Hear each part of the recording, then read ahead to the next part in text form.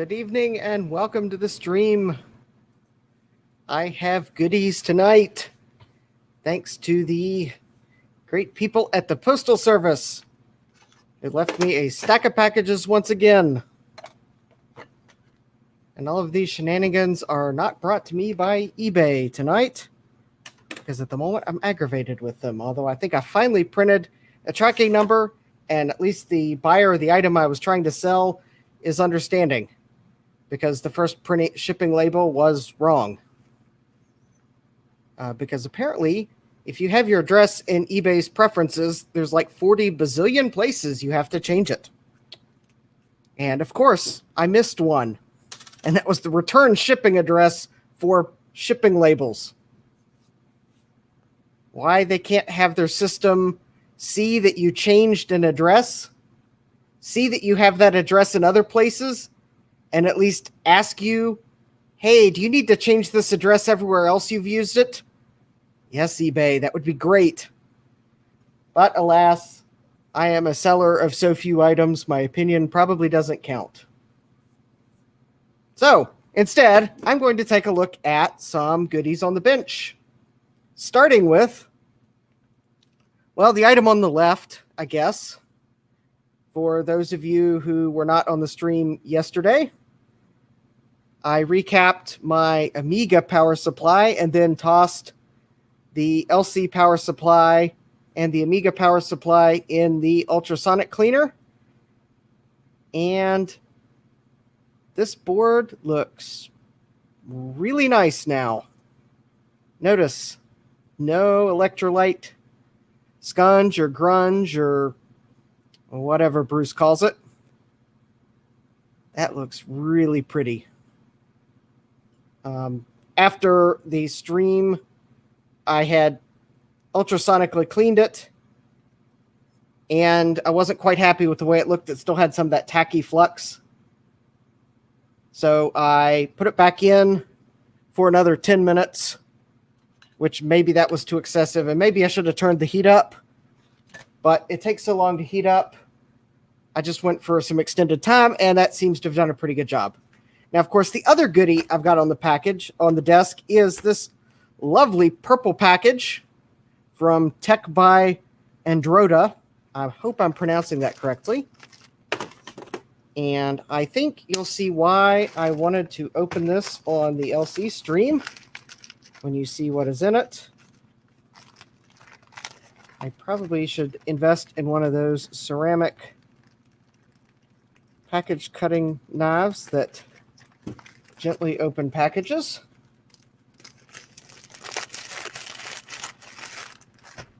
But it seems like by watching Adrian's Digital Basement, I think I might have figured out a way to get things like that. And that's you do scary things long enough, and then your audience will send you the safe item. Actually, I'll probably end up buying it before then. All right, so what I've got in here is a packing list, a packing slip, which is not on the bench for obvious reasons. Yes. All right. I think I know what this is because, well, there was only 2 items in my order, and one of the items is too small to fit in this size package. Very nicely wrapped.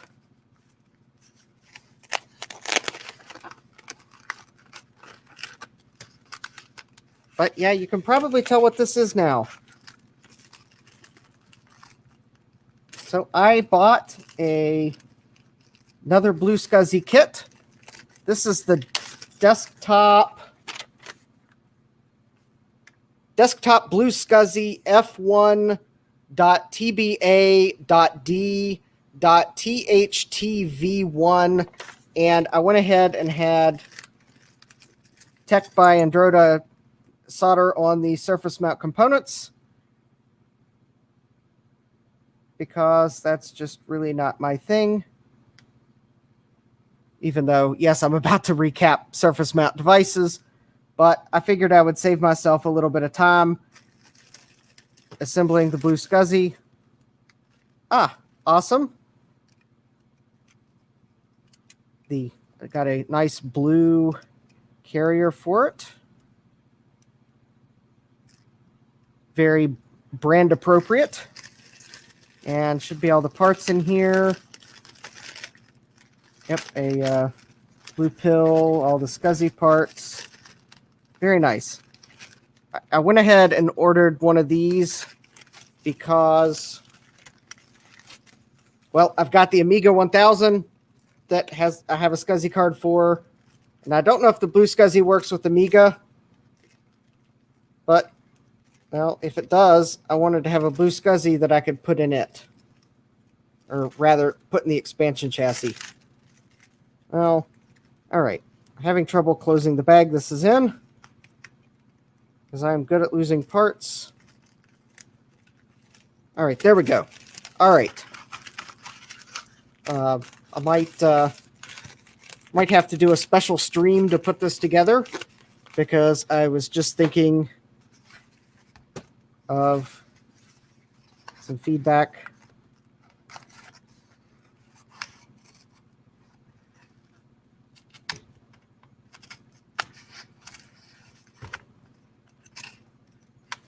And if you're wondering, you could probably put 2 and 2 together, kind of think of alternate meanings of the word SCSI. Look at my past videos.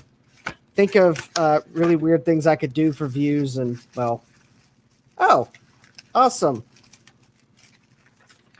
All right. And this is, as you might be able to tell by the shape, this is not a blue SCSI.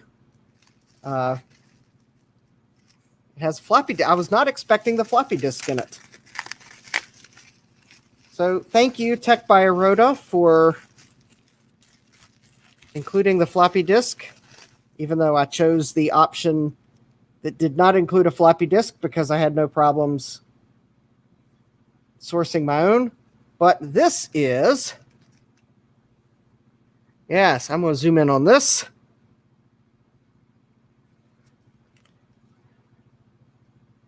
And Farallon Ethermac LC. Oh, wow. And this appears to be the never opened driver disk. How cool.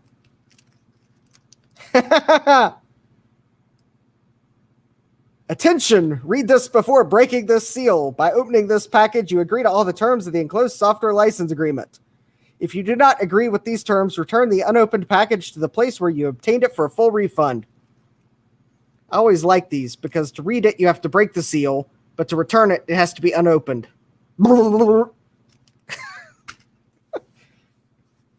Only a lawyer could tell me how that works. And no, Brandon, that is not an invitation for you to explain how that works. I really don't care how that works. Needless to say, I don't think Farallon is around anymore. So, and I do want it, but that is really cool. It looks really clean. But yes, this is an LC PDS card. It will go in my LC, and I think it's 10 megabit. And it looks like excellent. Already has RJ45, so I don't have to worry about finding an AAUI or an AUI or a 10-base-2 adapter. But it looks very nice. And it will go on. Oh, and it's really easy to install. You just pop it in the, I'm not going to actually snap it in, but it just goes right in the LC PDS slot, and you pop the plastic cover off the bottom. Can't be much simpler than that. To be simpler than that, it would have been built in, but that would have raised the cost of the LC. So, and besides, actually, I think this PDS card is from 95. looking at the copyright date. So, yeah, a network adapter of this type in an LC, which was probably primarily targeted for schools and consumers. Yeah, probably wouldn't have happened. That would have just driven up the price, and the target audience would have not needed it. All right, now the next items are two items that I have to actually, I miscounted. It's more than two. All right. So, as you might remember from from part 2, when desoldering this cap here, well, it's probably obvious now. There's only one cap removed. But when I desoldered this, I lifted the pads. As you can see by the fact I can flex them. Joe from Joe's Computer Museum said, "Super glue!" And I can't say that as enthusiastically as Joe. So, if Joe were on here, I'd actually invite him as a guest just so he could enthusiastically say in his own voice, "Super glue!" Because I'm using StreamYard. I could do that. But because I can't leave well enough alone with one brand of super glue, I bought two. Because I bought one, I ordered one from Amazon, and then I realized I might want to fix it a little sooner. So I went to the hardware store. And actually, I think it's good that I did, because I think this one sets slightly slower than this one that is supposedly micro precise. Although I know both of these, whichever one I open, it'll inevitably be dried by the next time I need to use super glue. This is not a sponsored video, because I know Gorilla Glue sponsors some YouTube channels, but they did not sponsor me. I picked this because it's micro precise. And believe me, I expect this to be micro precise. Although it's probably more like macro precise in terms of fixing surface mount parts. So therefore, I went to the grocery store, which conveniently is right next to the hardware store, and I got toothpicks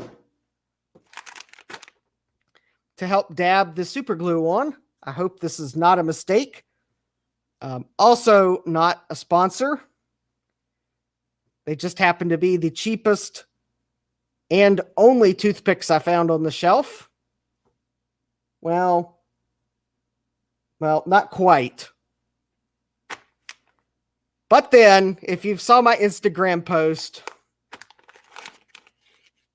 to go to the registers from the frozen foods aisle, I had to walk right by the party umbrellas. Because I figured every LC needs a spa day. So yes, my friends, I might actually be applying super glue with one of these fashionable party umbrellas. Because actually the points on these party umbrellas might actually be sharper than the points on these rounded toothpicks. Oh, okay, maybe not. Okay, and maybe by rounded toothpicks, maybe they don't necessarily mean the... Oh. I thought they were probably referring to the end. But no, I think they're referring to the middle. Because, yeah, the end is quite sharp. I'm sure... I'm sure I could impale myself if I really tried hard enough, which I won't. But yes, so my LC can have the spa day that it truly deserves.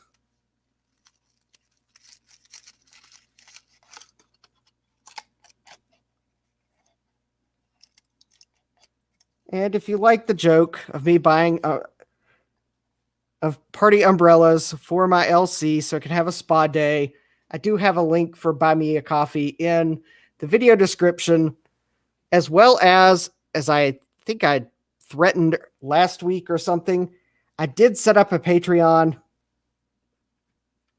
I think I have 2 tiers. So for as little as $1, you can have all the benefits I listed, which, since I'm doing more live streams than anything, well, you'll have my gratitude. But when I start producing videos, you'll get early access to those too. And if I could get some help setting up Discord, well, there'll be Discord benefits at some point. And then the second tier, you'll get credits. Which, the first person to join at that tier, well, I'll actually have to create videos and load them into StreamYard or whatever. But yes, I guess in the meantime, if anyone wants to guess in the comments or the live chat how much I spent on party umbrellas, the person closest to the correct answer, I will send them a party umbrella in a postage due envelope. What a generous prize. And yes, I know. Now people are going,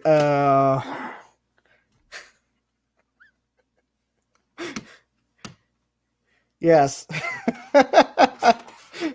Yeah, think about that for a moment, and maybe no one's going to guess. I'm joking. I'll reveal the answer at the end of the live stream if I remember to, or someone could call me on it in the comments. I remember how much the party umbrellas were because they were more expensive than the rounded toothpicks. Oh, look, and I knocked the spa umbrella over. Yeah. If you've seen my Instagram, you'll see the picture I took of the space bar on the LC.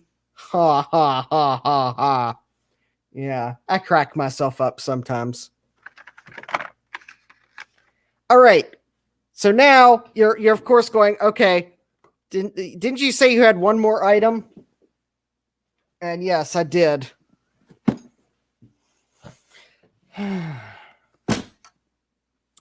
I guess I'll move the party umbrella and the LC logic board out of the way for a moment.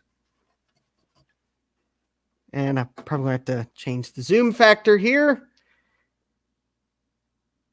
All right. So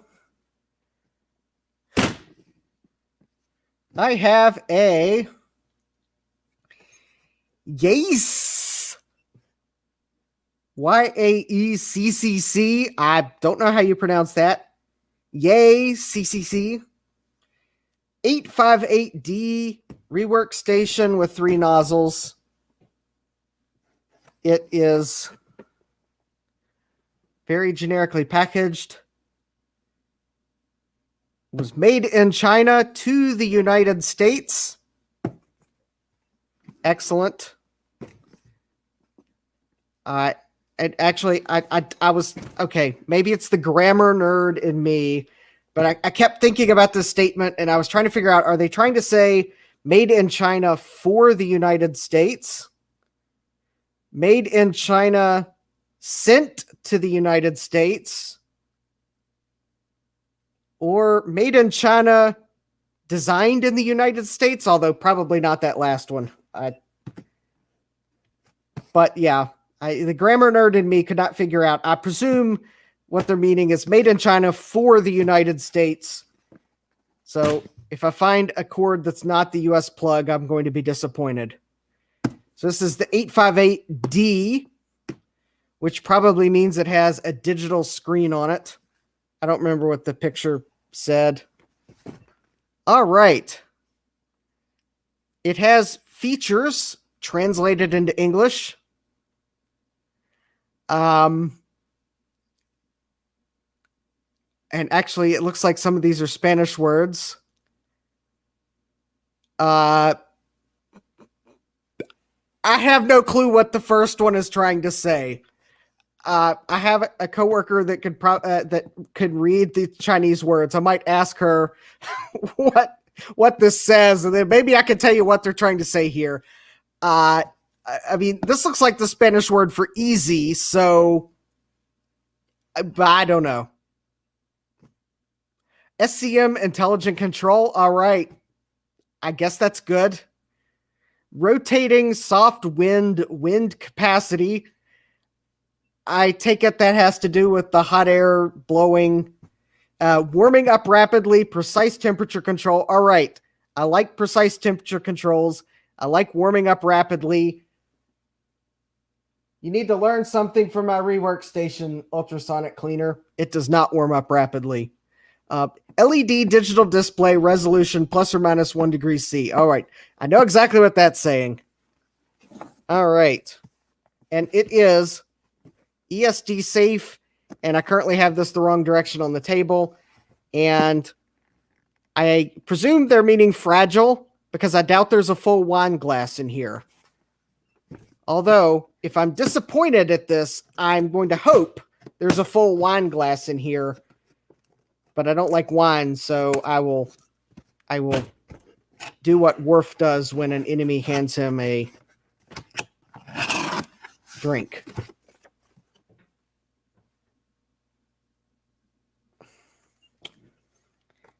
User manual.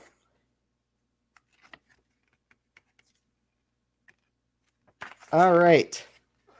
Oh, wonderful.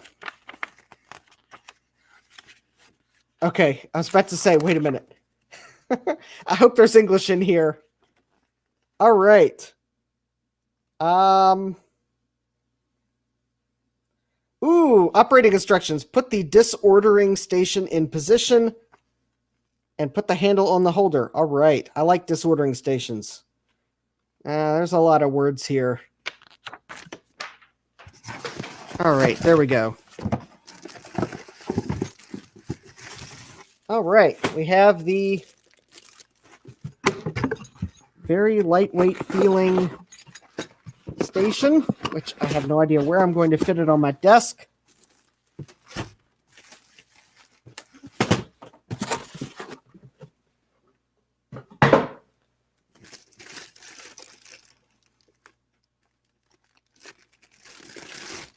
I don't know, maybe it will have sufficient wind capacity to levitate off my desk. Oh. Okay, I think I get what it was trying to tell me now. All right, okay, all right. Rotating soft wind. I believe is referring to the analog airspeed controller. I guess the digital is for the temperature. At least it has an LED display for that.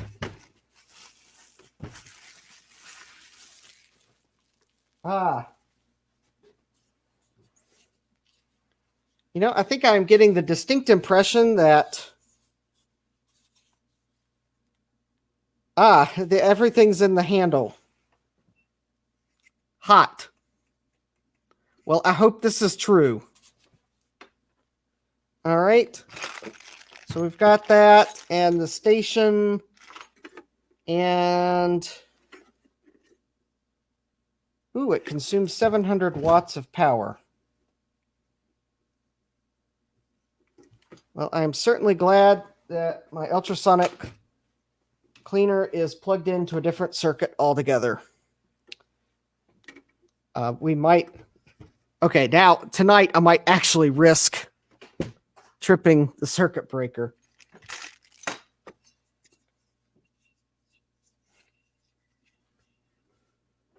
All right, so I guess I need to attach the holder.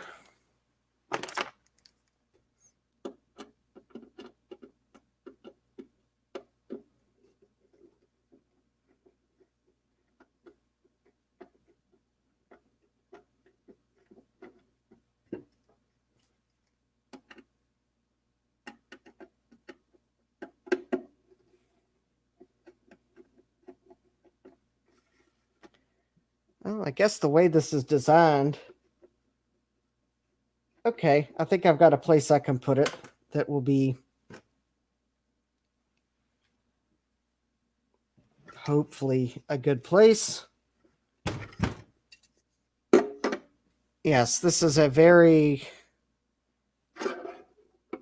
if you can hear the metallic noises as I'm trying to attach the holder, yeah, this is a very cheap feeling base station. There's hardly any weight to it.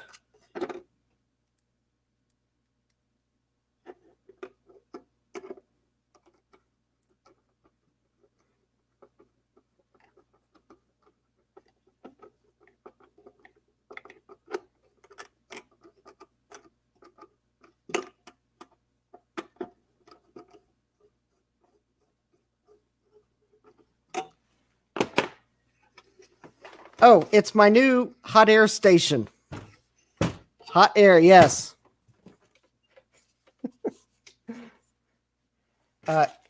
It's my inexpensive hot air station, and I'm already possibly regretting this.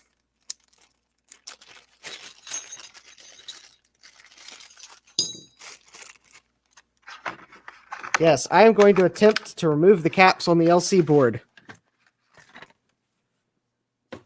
So I'm glad last night's stream was successful because I'm holding out that much hope for this one. All right. Well, I don't know. Well, we'll go for the middle nozzle.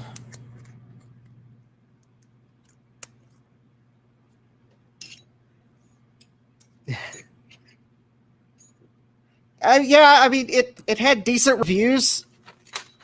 And as long as it blows hot air enough to get me started, then great. But yeah, it definitely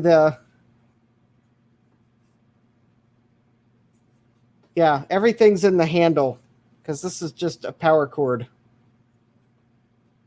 All right, well, if it works, it works.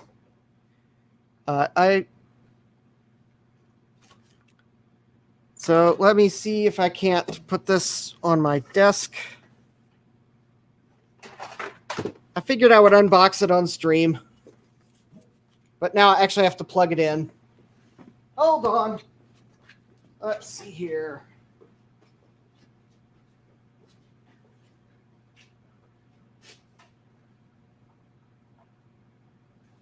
No. No.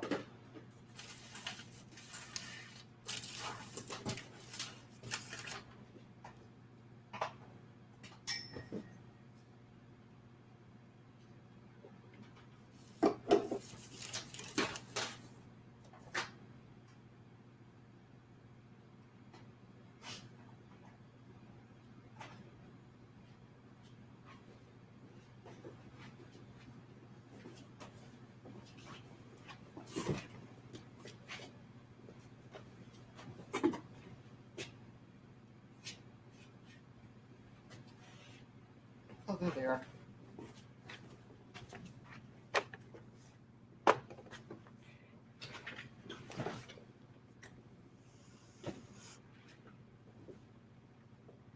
Oh, well, then hopefully it'll work good.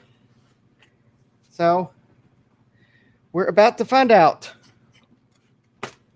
Because I have my LC board. And I've got my...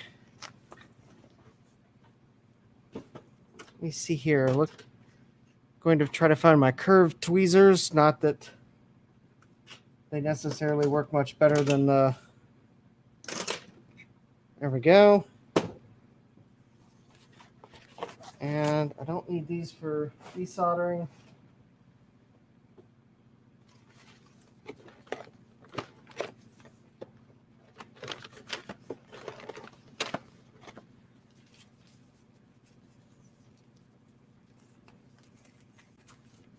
All right.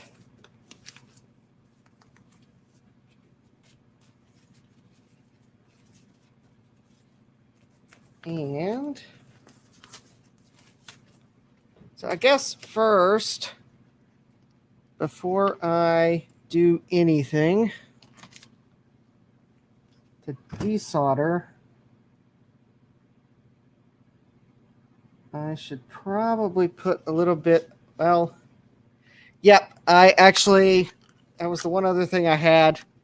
I have wide Kapton tape, and I've got not so wide Kapton tape. So, yeah, I was about to say that I should tape these, but actually, I think the first thing I should do is repair this pad.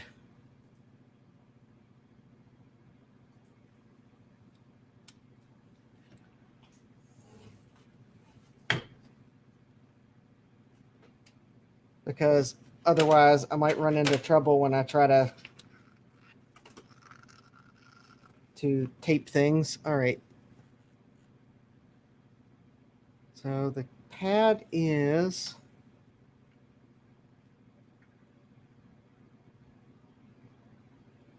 should be somewhere close to this VLSI chip. And there it is.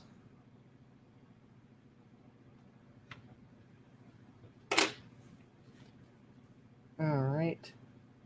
Actually,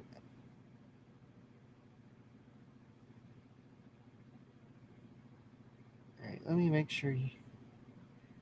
Oh, wait, I gotta do this in reverse. Actually, I am decently focused. All right. So, I'll try. Let me see how fine the tip is on the Gorilla Glue. Oh, yeah. Let's see. I think that is too big. That is their micro precise tip.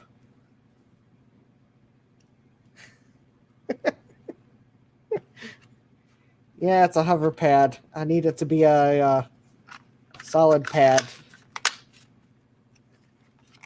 The good thing is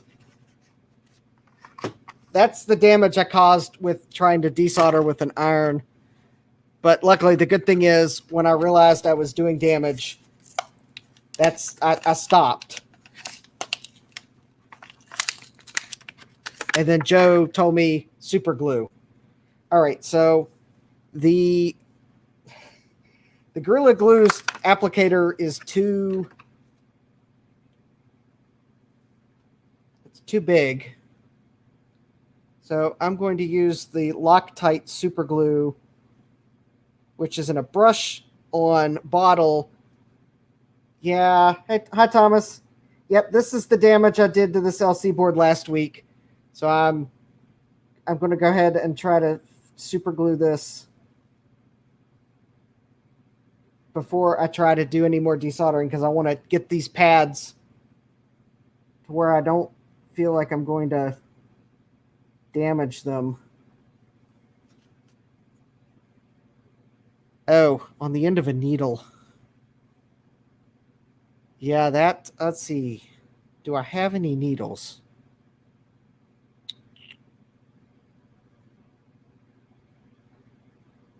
Yes, I have needles. Where are they?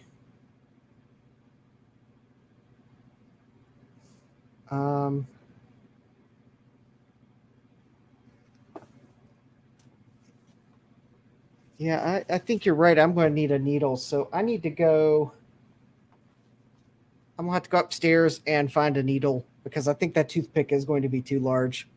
So I will be right back after I have a chance to go find a needle.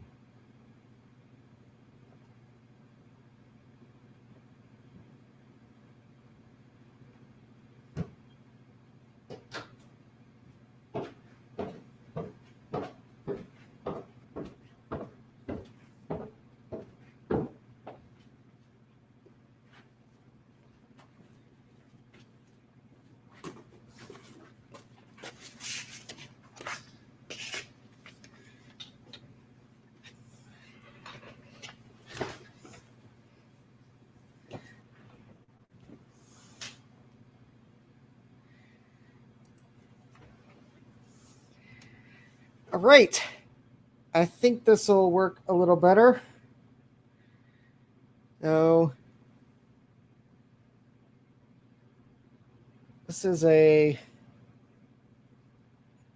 Actually, I'll be able to read what it says now. It's a Singer 38 or 90/14 or something like that. All right. Now I'll know what sewing machine needle I am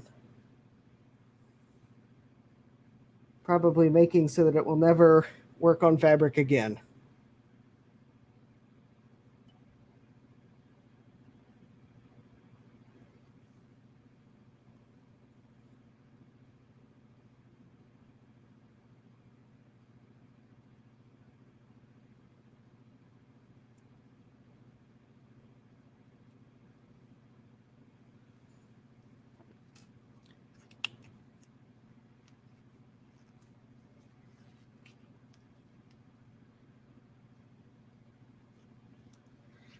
All right.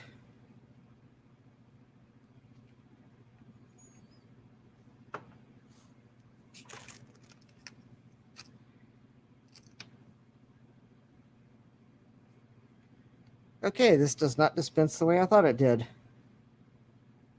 All right, so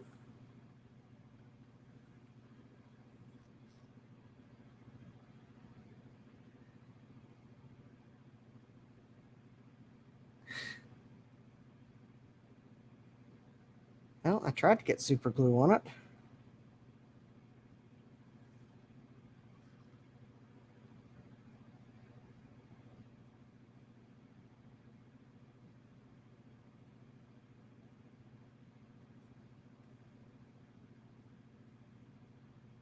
By golly, I think the super glue is drying by the time I get it over to the board.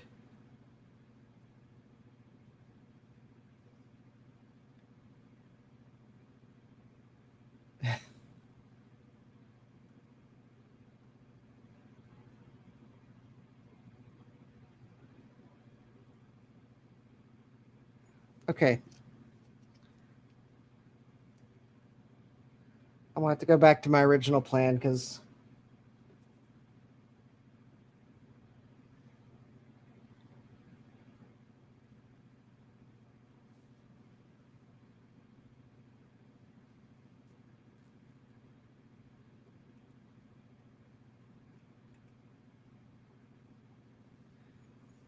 I can't tell that I'm getting any...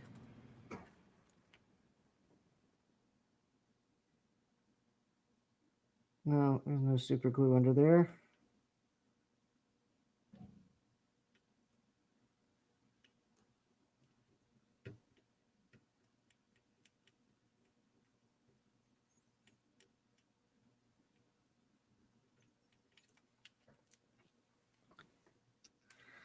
Oh, but there's super glue now on my glove. Yay.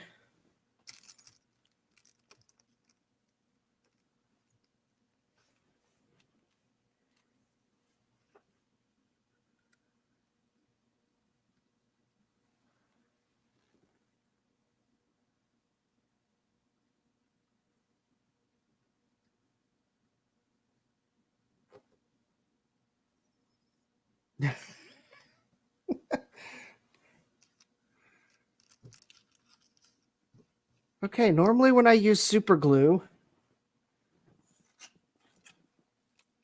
Yeah, no, this is like...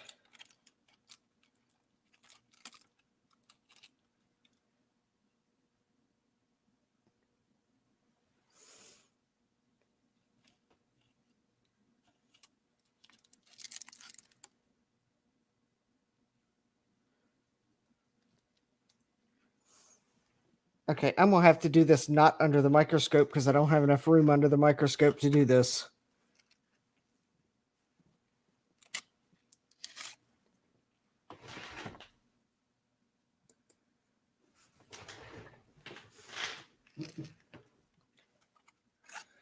All right.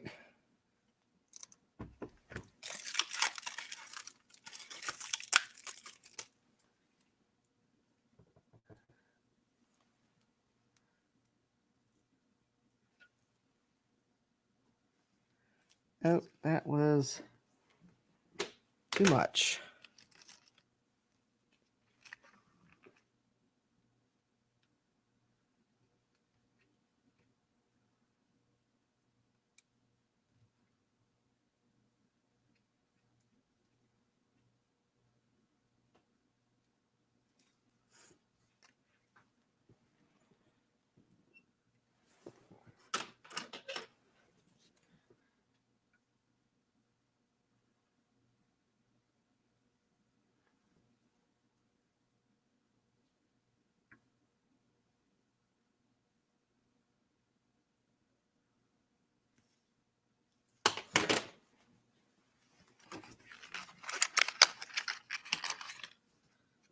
All right.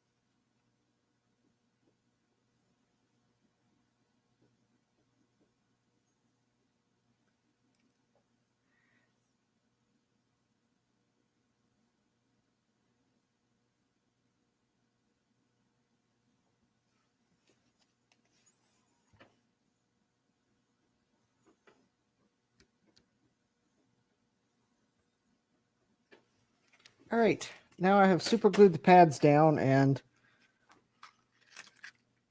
probably now have super glue traps all over my desk.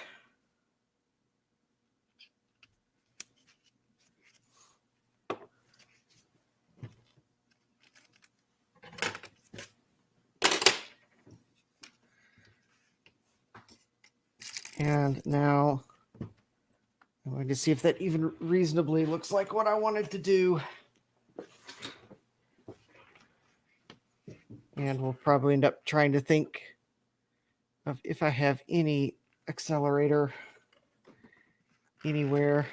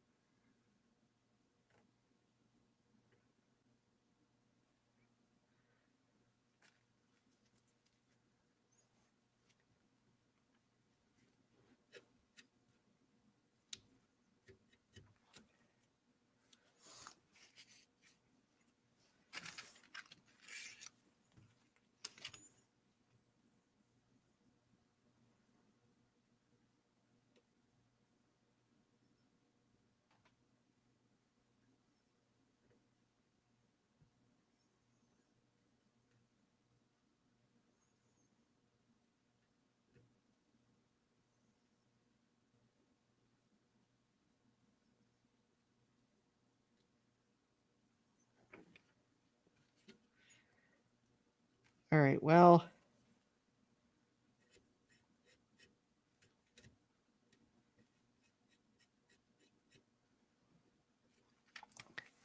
it's fragile, but the pads should be down. All right.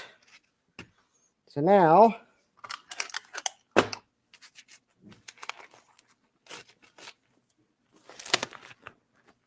probably have super glue on my gloves and a whole bunch of other things on my desk.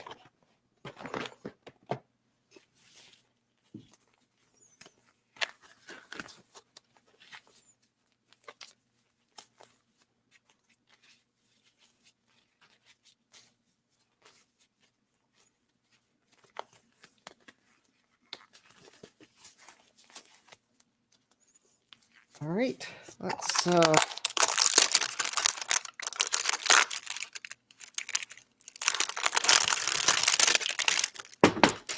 pull out this polyamide tape. And hopefully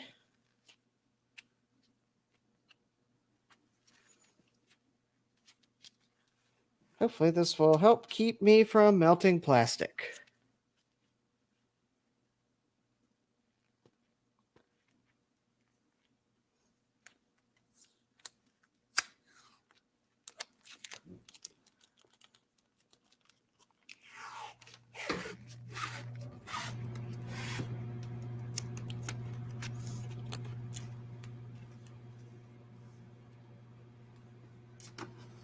Oh, I thought I had a pair of scissors down here, but beats me where they've gone to. So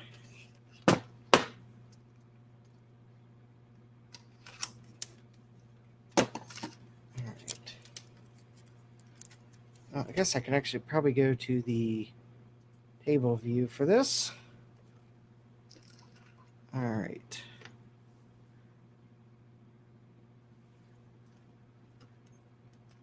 So we've got some plastic here.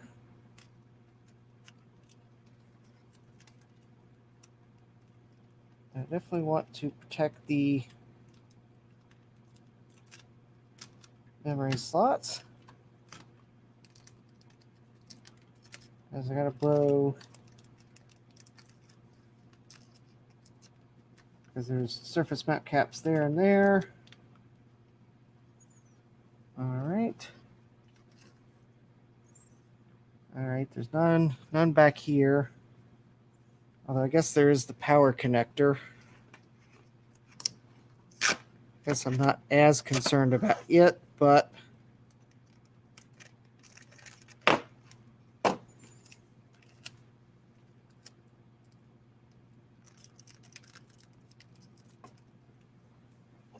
I guess we'll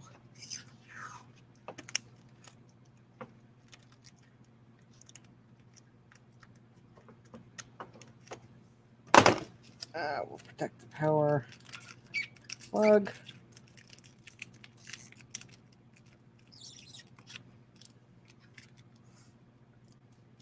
And let's see here. Yep, I guess the PDS slot, there is a cap.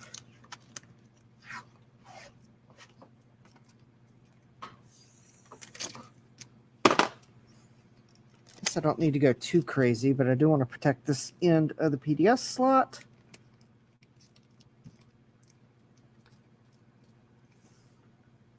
And I guess probably the headphone jacks.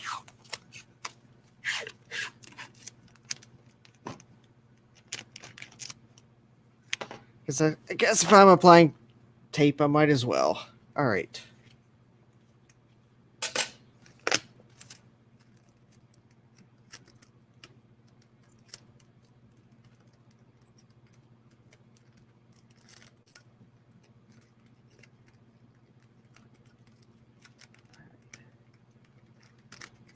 Well, I guess I'll just go do that so it'll have something to stick to. All right, I think that should hopefully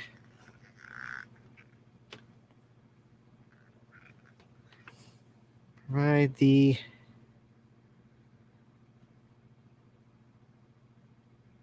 I think for hot air removal, I will just use the overhead cam because these appear to be big enough that I can probably, well, no. I'll go to the microscope view.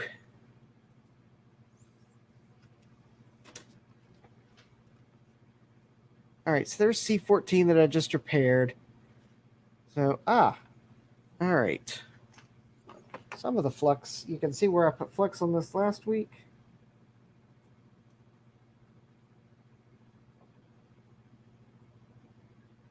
All right.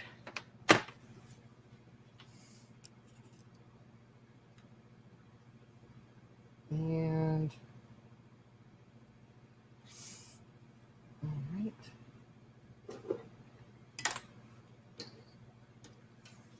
Oh, I will turn the power on.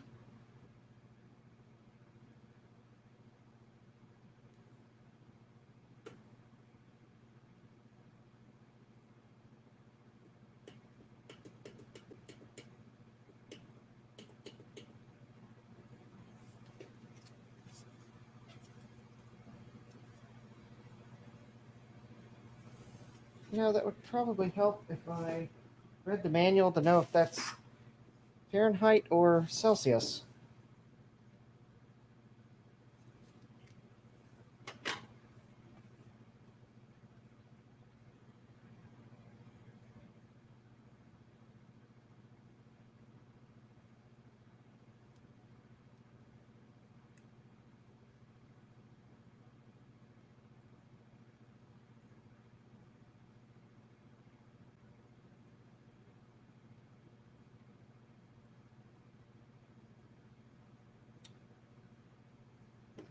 Actually, that is probably...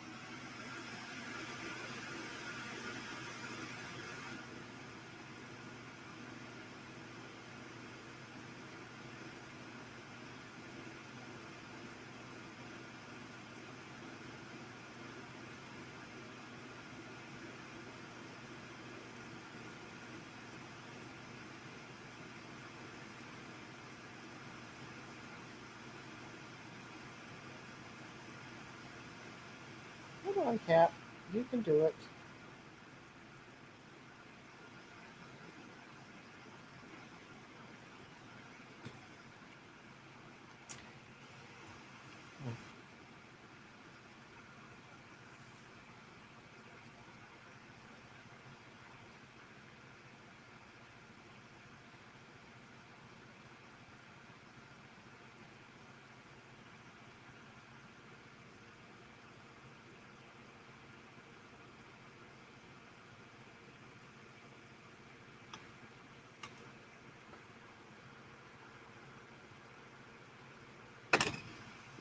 All right. And our next candidate for add capacitor removal.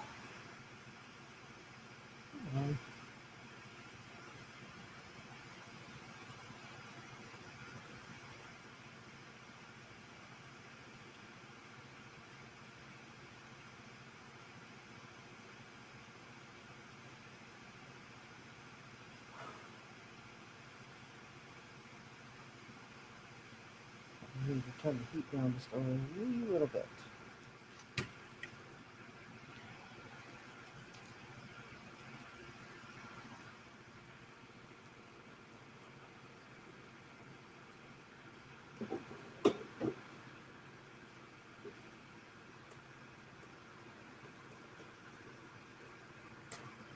All right.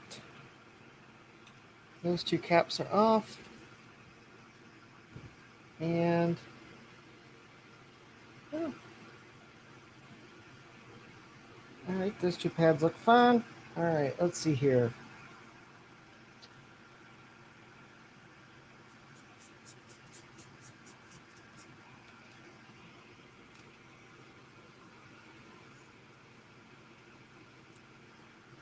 All right, I guess we've got the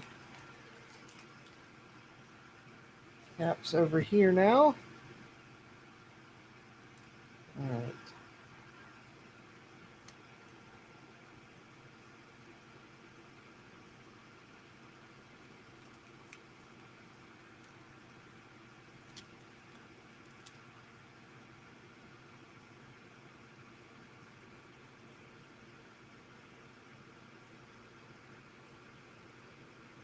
I'm going to apply some flux to help the desoldering process.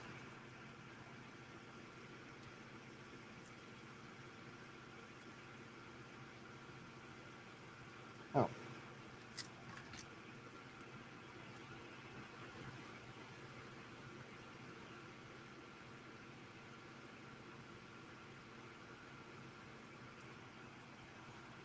Yep, it smells like tuna.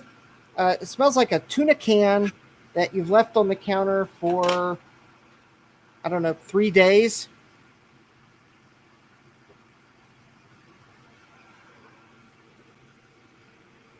Yeah, it definitely has that not great fishy odor that Steve is always talking about. All right. The microscope is being a hindrance for this process, so instead I'm going to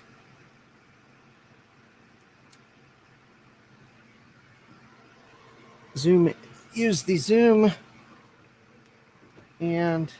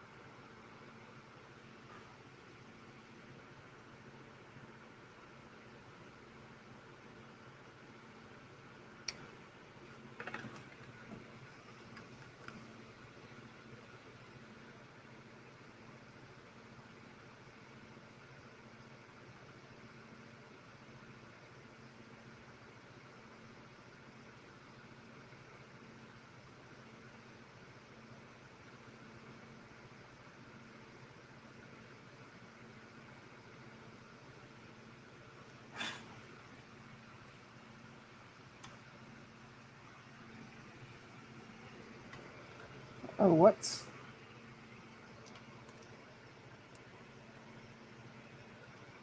oh.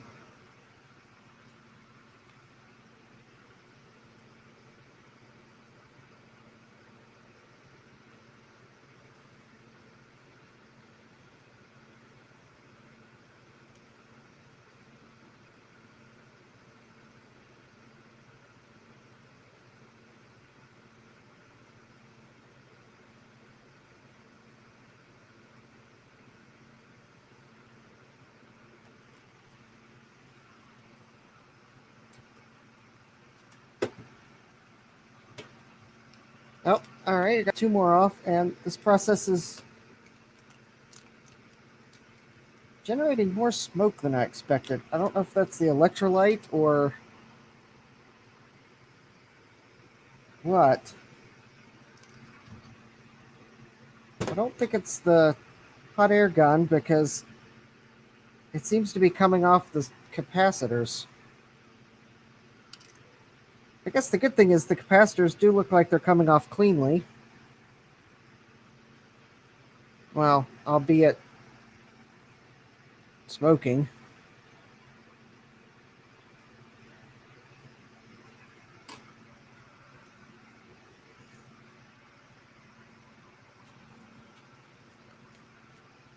Well,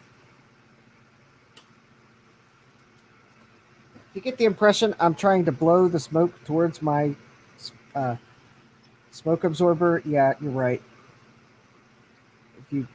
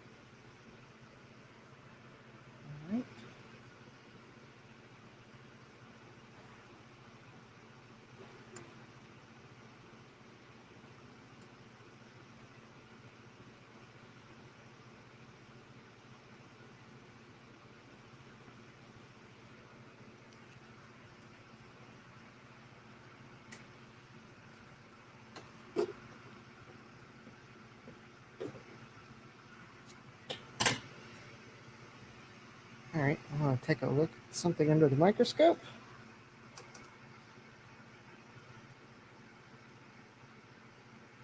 Oh, okay.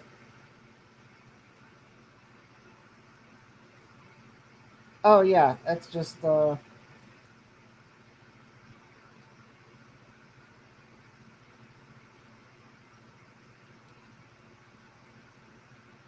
okay. Yeah, I kind of saw the what looked like legs or something, but I've got my smoke absorber on, and it's,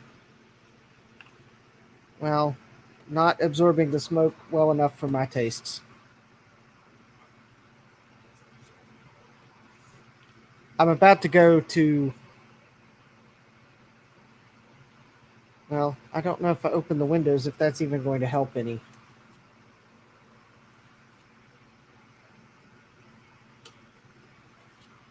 I maybe could have, maybe should have taken some IPA to the board first and cleaned off some of the cap juice. That might help.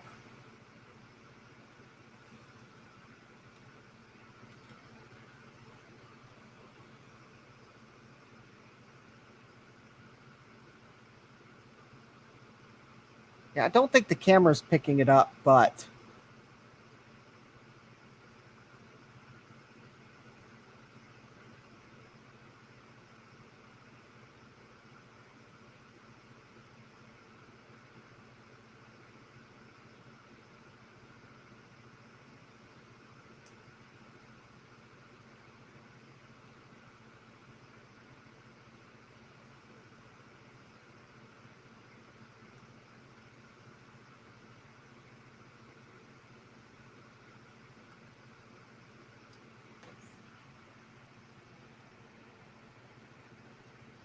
okay, it might have picked that up once the capacitor was off, but yeah, it's kind of,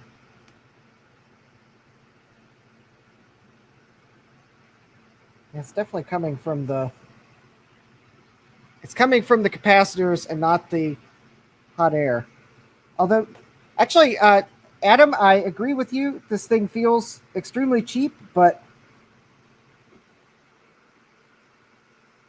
yeah, it's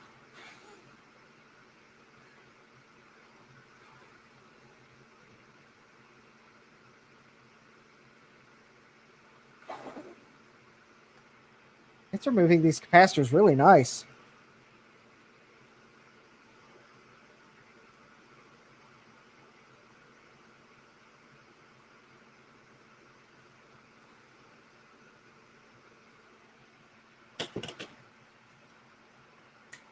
All right, take a momentary break.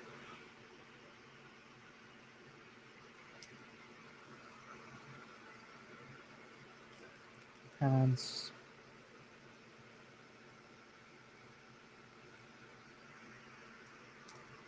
all right, so I got a few more to go.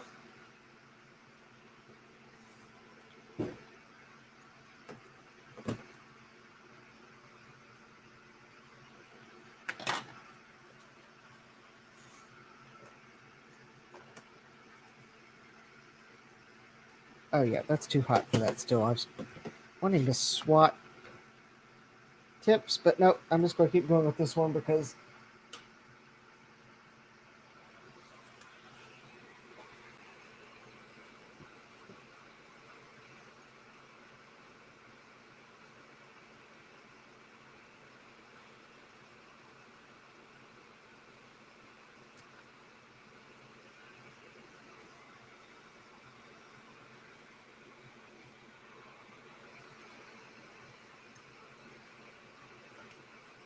yeah, that one kind of went pop.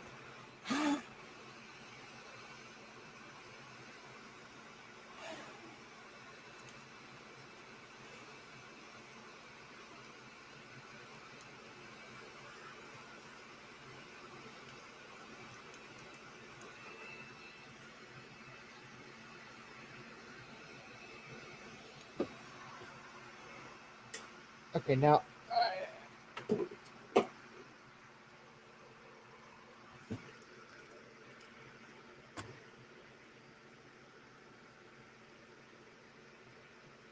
Yeah, I think I'm baking capacitor juice, basically.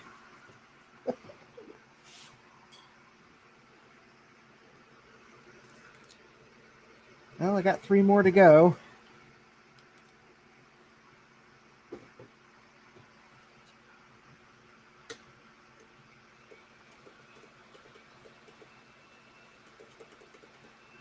Okay.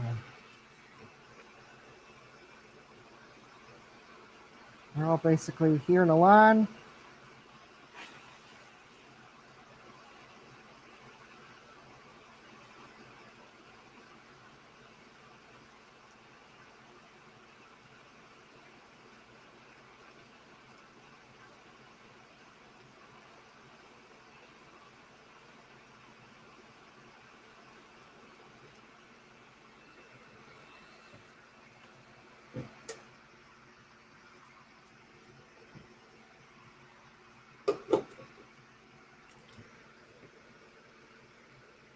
Yeah, I did add some flux, although maybe I could have added just a little more.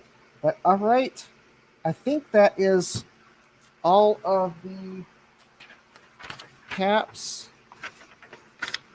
Let me just, I've got Bruce's recapping guide printed out. So there are 15 that I should have removed. 1, 2, 3, 4, 5, 6, 7, 8, 9, 10, 11, 12, and then 13, 14, 15 over on the right side. All right.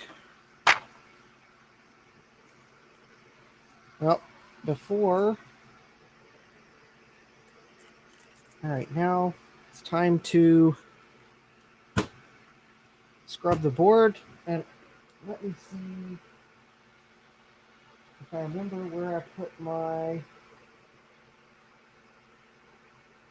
they're down here somewhere, I think. Oh, here they are.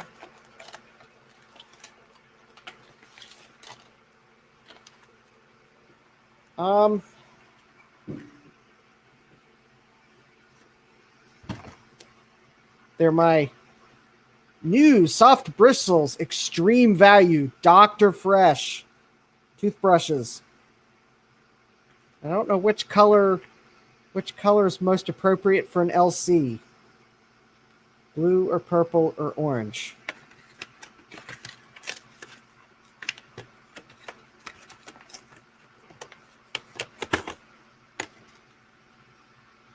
I'll go for Bondi Blue.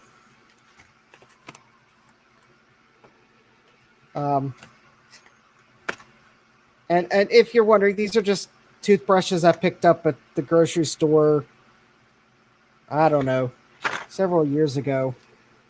I think when I bought them, they were probably like,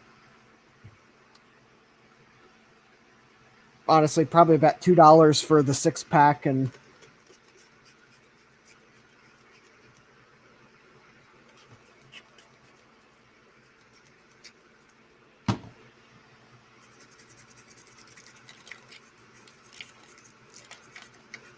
well, I think I bought them because the grocery store was out of my normal toothbrushes and I needed something. But I actually need extra soft toothbrush. Oh, I would use the cheap free ones, but I destroy my gums if I don't use an extra soft toothbrush. So I keep the cheap ones. I've got a stash of them somewhere down here for board cleaning. But I had these Dr. Fresh ones handy. And no, my dentist is not Dr. Fresh. She is really cool as far as dentists go. But she did not invent these toothbrushes.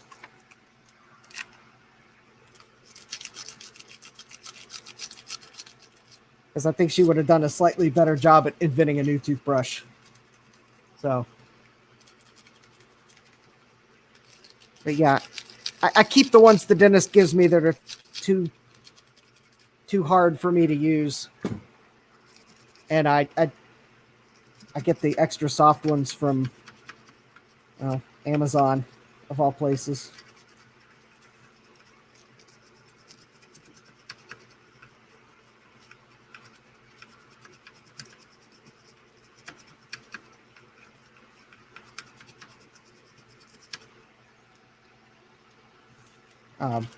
Also, if anyone's wondering, this is I did finally get some 99% IPA,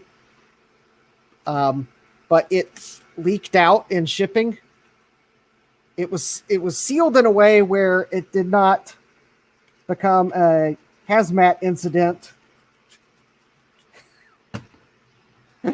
but half of it leaked out, and so I reported it to Amazon, and well, they let me do a returnless return to my Amazon account. So, but the part that hadn't leaked out and dissolved the ink on the label, yeah, that's why there's no label on it, because the label.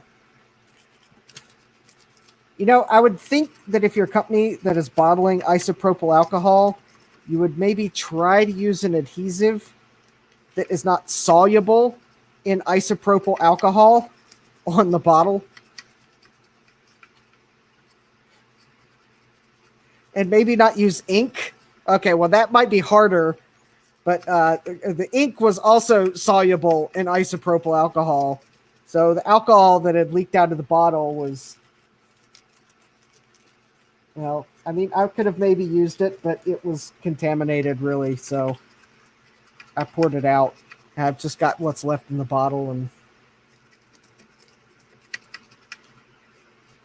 I'm going to add this to my Amazon subscribe and save, and hopefully the next order goes a little bit more smoothly.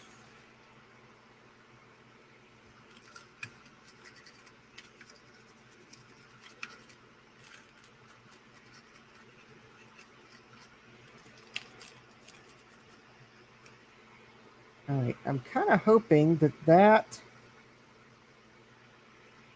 slight scrub of the board will maybe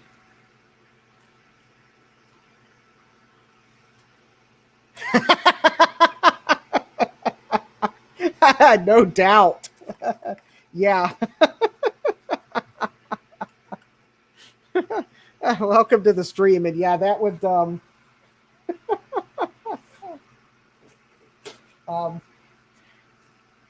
yeah, yeah, yes, I've known apartment leasing offices that have no sense of humor.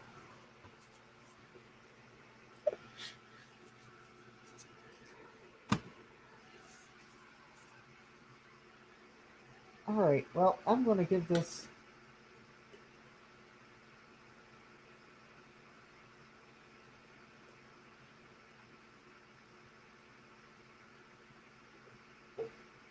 Oh.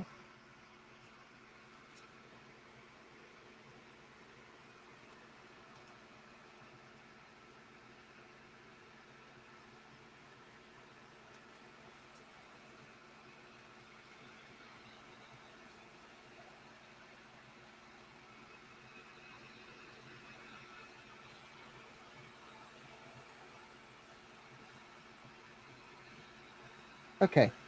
I do wish this had a setting where you could just blow air that was air.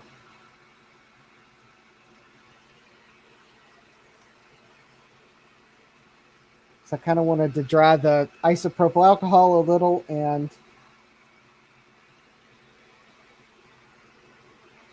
but not really put much heat in it because, well,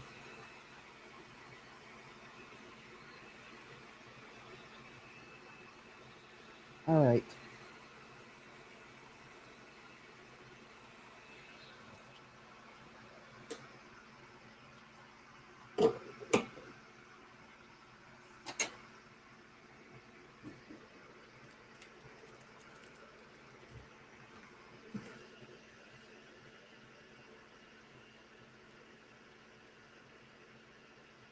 All right. Well, I'm going to go to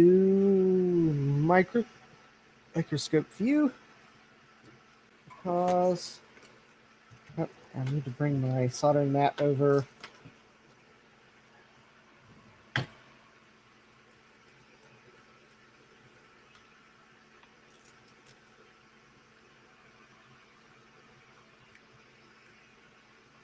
Let's see here. So there's one.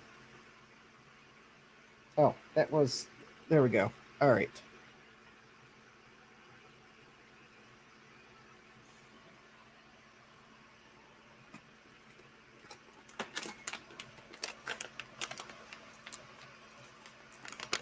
Yes. All right, we don't need a party umbrella for this, as cool as it would be.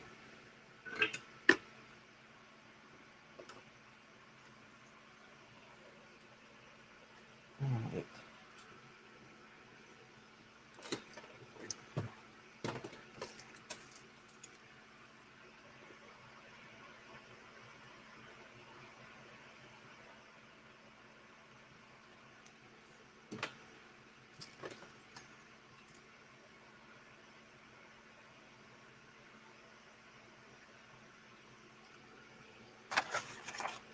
Hold on. There we go.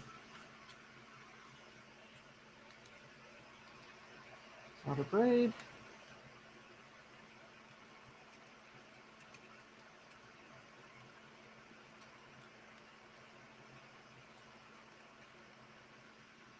Oh, let's see here. Not that I'm going to be able to do much with this, but there we go.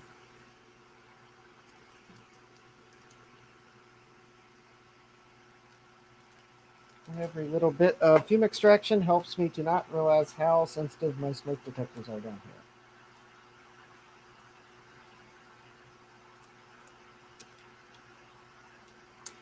here.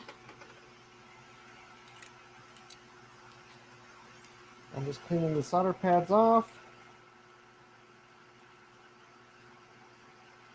I'm getting the old solder off.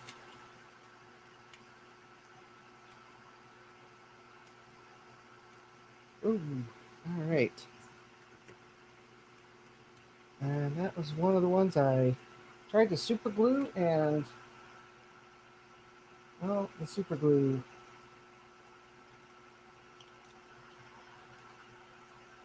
did not work.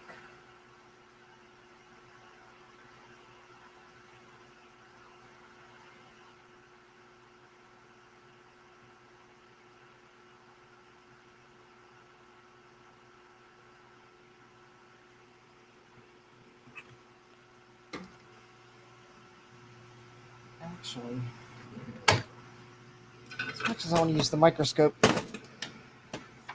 it's kind of getting in the way. So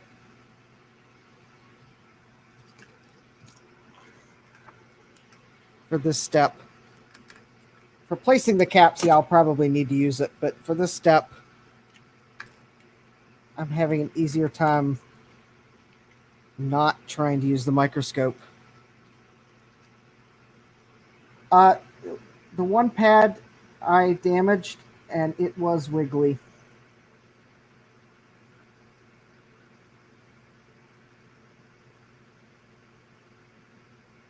I'm going to have to try to, I'll probably clean it with isopropyl alcohol and try to super glue it again.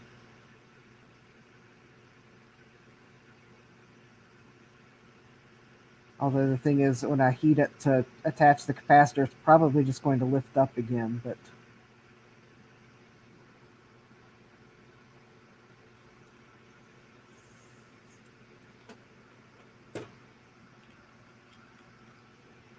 All right, so I'm just trying to get the kind of the old solder off of these pads.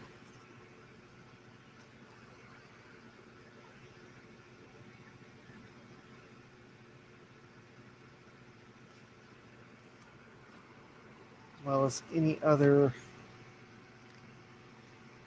things that might have stuck around after I pulled the caps off, including if on a couple of these pads, it sure looked like the The legs might be on the pad still.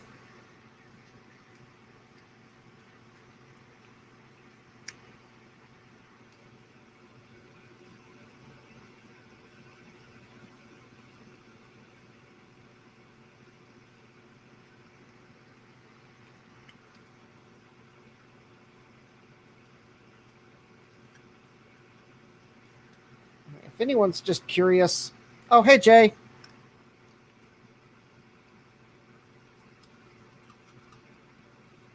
Yeah, I've got my iron set to, I think, 650 degrees Fahrenheit because, well, that's what I'm comfortable with. Unless I'm using lead-free solder, which I will not be using tonight, then I have to set it to 750. And the solder failuring rate goes up exponentially.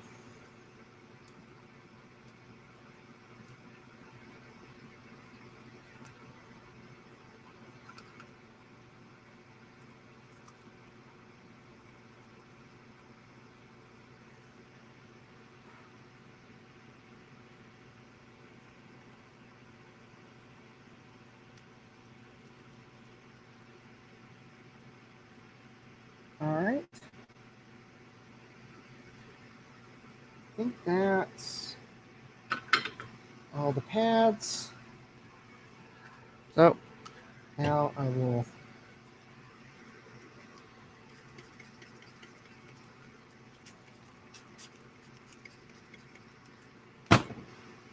once again use my trusty Dr. Fresh toothbrush.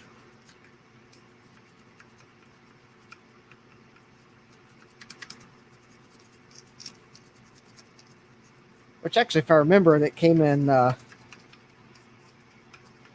6 fruity colors or something like that. Although the fruity part's my description, not theirs.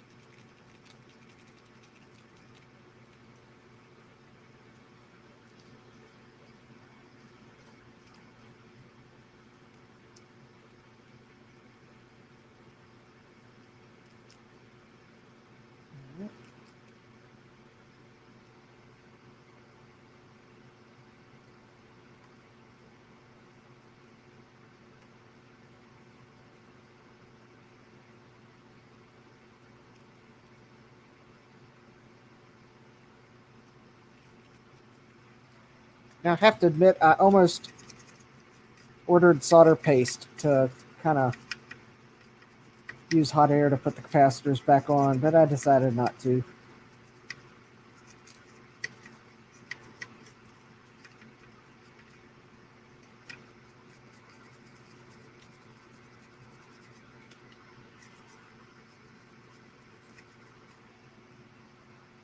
Ah, all right. Also, if anyone's curious, I do have the ultrasonic cleaner is already on and warming up. Because last night I thought it was never going to get to 40 degrees C. But I don't think that was quite warm enough. So I did make sure to even earlier have it start warming it up to 50 degrees C. Because I need to get a little aquarium heater or something to kind of boost the heating, the preheating performance. All right, so let me see if all these capacitor pads look, they do look nice and clean. And hot air removed. So the only pads that I'm going to have trouble with are the 2 that were on the capacitor that I tried to desolder with the iron. Everything else looks like everything came off cleanly, and the rest of these pads I should have no problem with. And that time around, I kind of did a little extra scrubbing around some of the pins on some of these chips where I'd noticed there was just a little bit of crunchiness from the electrolyte. But all in all, this board, quite honestly, this was probably a lucky find board because the battery had not gone off, even though there was a battery in it, and it was the original battery. And the caps had not done some of the damage that they can do. So the wild card was the Justin factor. How much damage can I do trying to fix damage that the leaky capacitors did? So hopefully the Justin factor will not be a terminating factor of this board.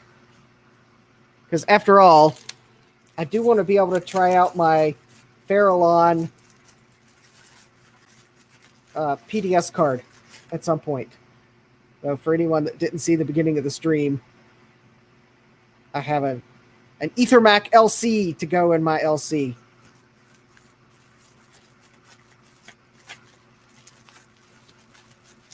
And actually, I only paid like $11. It was like $11.50 or something like that. And since I was already ordering a blue SCSI, I don't think it added much, if any, extra shipping. So, all right. I guess let me...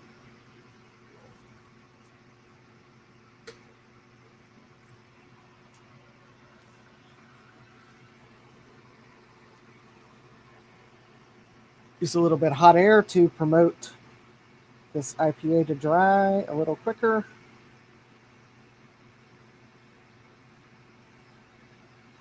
Yeah, I have the temperature turned all the way to its lowest setting, if anyone's wondering, which is still higher than I would like for isopropyl alcohol, but that's why I'm kind of going kind of quick.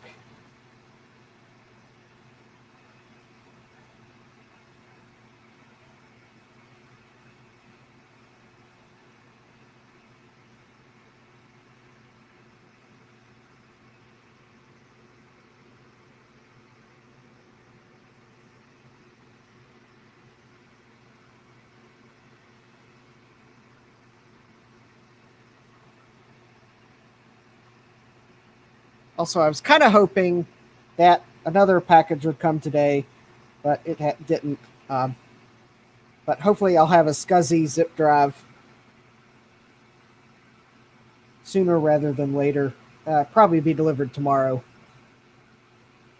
So for anyone that saw that the hard drive of this LC had software on it that might not be on the Garden, I'll have a SCSI zip drive for being able to pull those files off.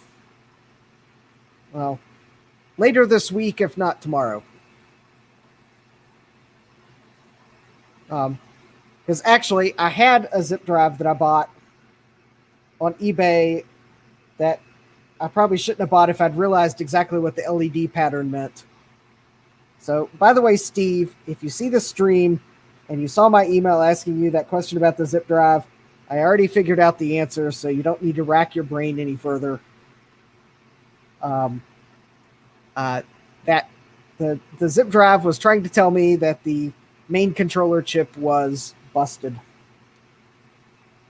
Because actually, I did a little more troubleshooting and, well, the magic smoke came out of the microcontroller in the zip drive, the first zip drive I had, which told me that, yep, now that I know what the zip drive tries to tell you when both LEDs turn on and stay on when you plug it in, that's probably a good sign that zip drive is quite possibly not recoverable.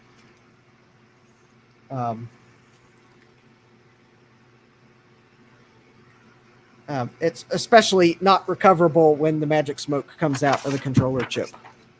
The one that's marked I Omega.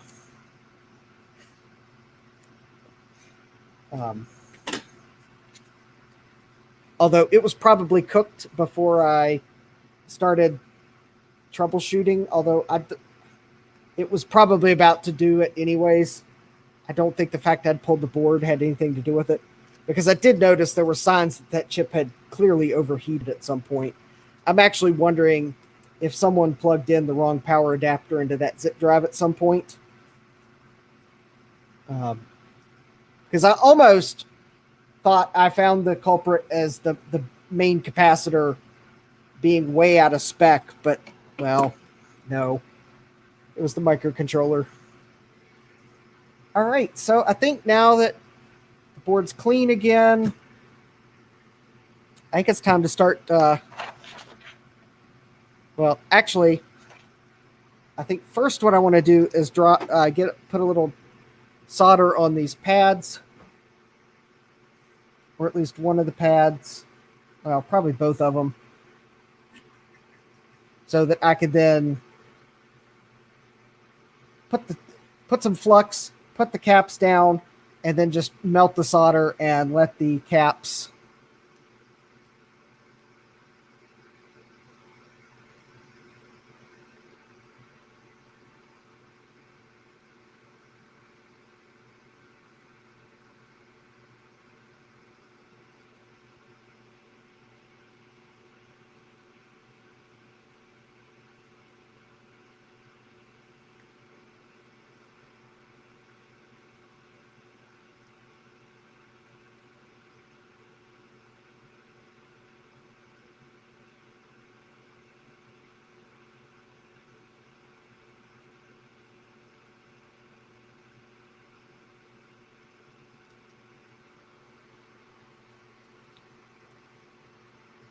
Yep. I'm kind of wondering if someone had plugged in a 12-volt power adapter into it at some point.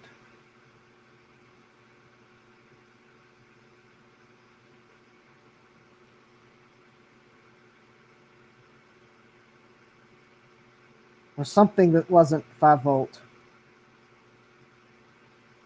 Because the thing was, it came with the correct power adapter, and that's what I was trying to use it with. And I did check the power adapter. It was outputting the correct voltage. So it wasn't a case that the original power adapter had failed.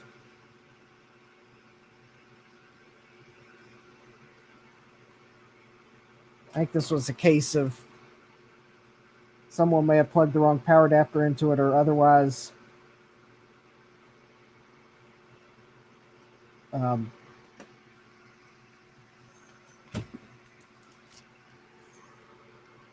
because honestly, the microcontroller kind of did look like it had cooked, because there was a label on top of part of it, and that label was cooked. But if you've ever seen like the chips that are in this style plastic package, and you kind of see an outline of where the chip is in the package, where kind of where it's a chip that has obviously run hot for a long time. Yeah, that's what the microcontroller looked like when I started troubleshooting, but I didn't jump to conclusions, but, well, that was my final conclusion. Oh yeah, I gotta do something about that pad being loose.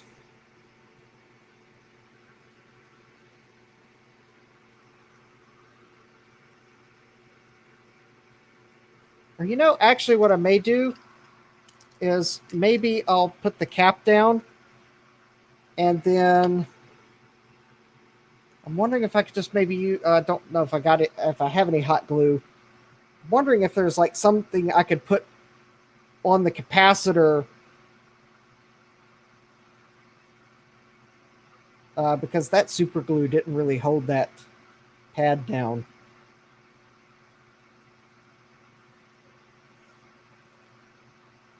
I mean, I know when they put glue on boards like this at the factory, it's like different than the super glue you buy in the craft department, but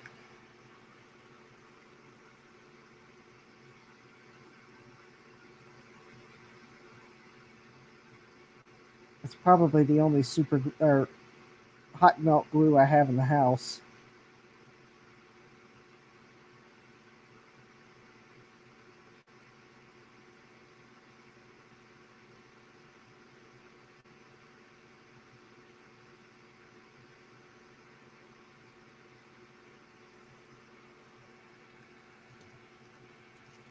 Uh, yes, if I had any.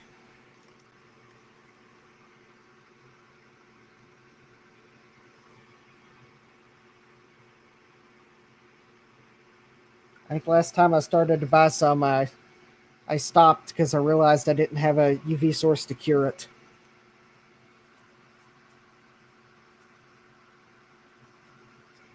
Yeah, I think that's probably what I'll do is I'll just go.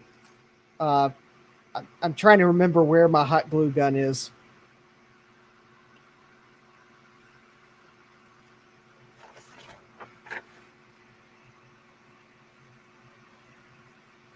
I mean, if I really wanted to be mean to myself, I could probably put a dab of silicone beside it, but that probably would elicit the cries of the entire internet saying, no, don't try that.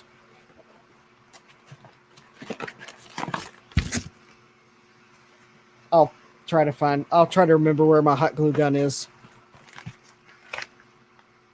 Because actually, the super glue didn't stick when I used heat to clean the pad. So even if I super glue it back down again, I'm going to heat the cap to um,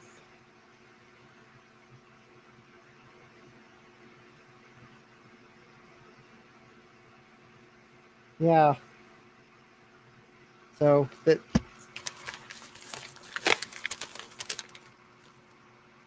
all right. So I'm not going to worry about that now. Uh, let's put some caps down. All right. So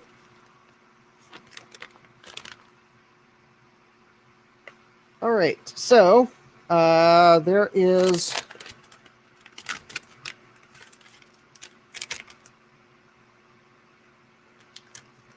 one 50-volt 1 microfarad cap, and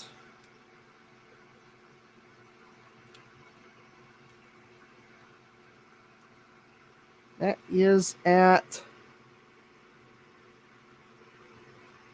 the top right corner.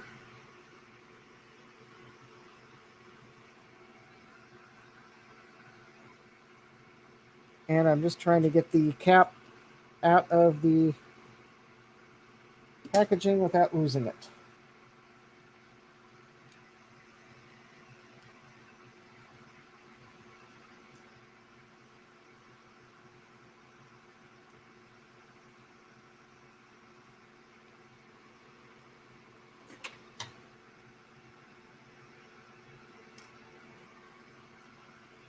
All right.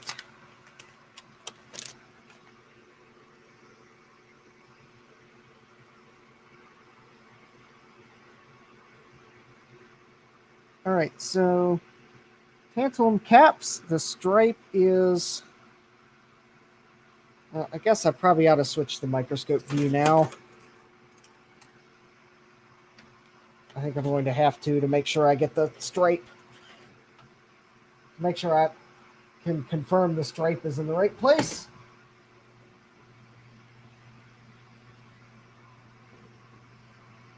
Because the printing on this cap is not the greatest. All right. So this is C1. And it's a 50-volt 1 microfarad.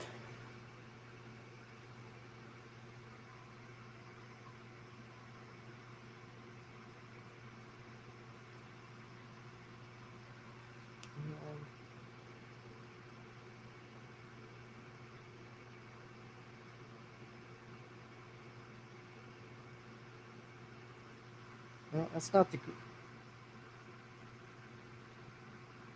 It's not the greatest stripe in the world, but That is the stripe right there, so positive.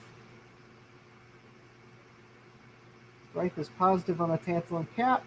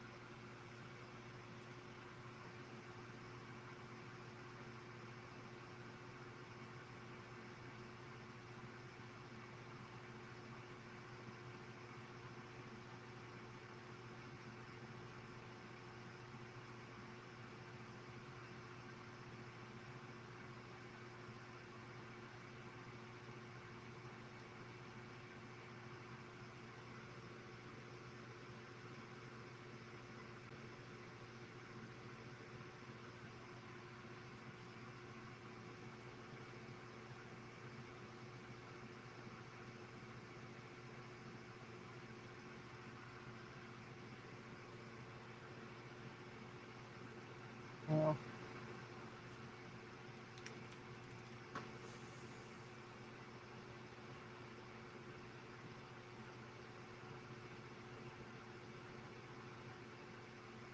okay, it's not the.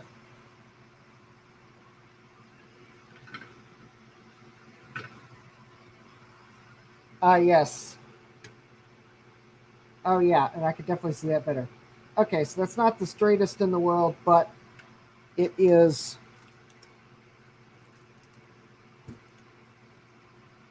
I will get better as I place more.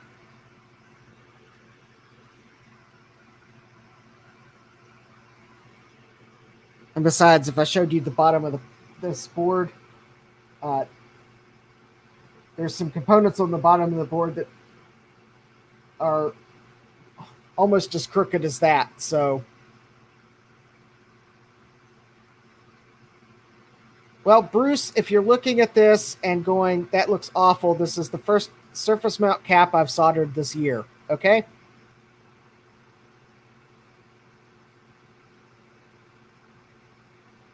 I promise to try better for the successive caps.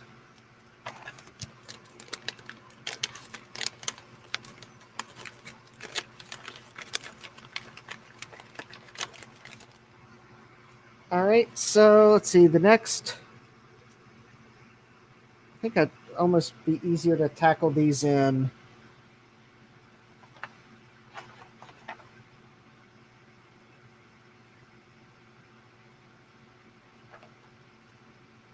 Let's see here. I'm going to get the 10 microfarad 16 volt ones next.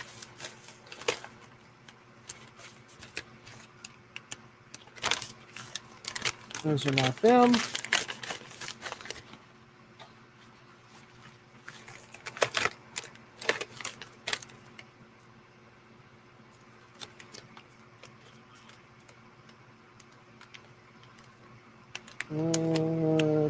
Let's see, 100. No, those are not them.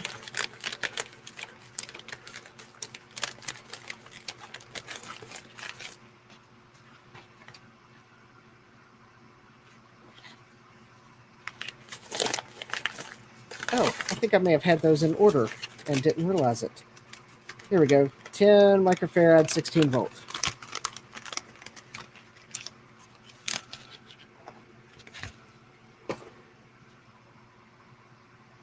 All right, so these are.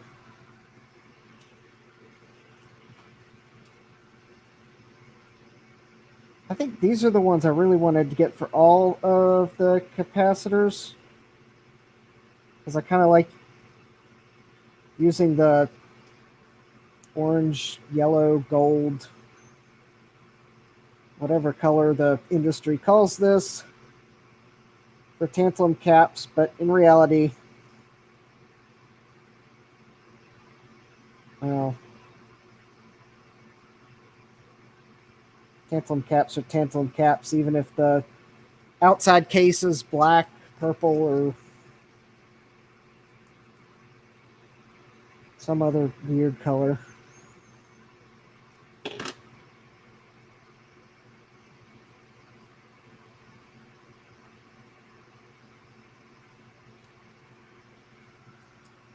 in reality, I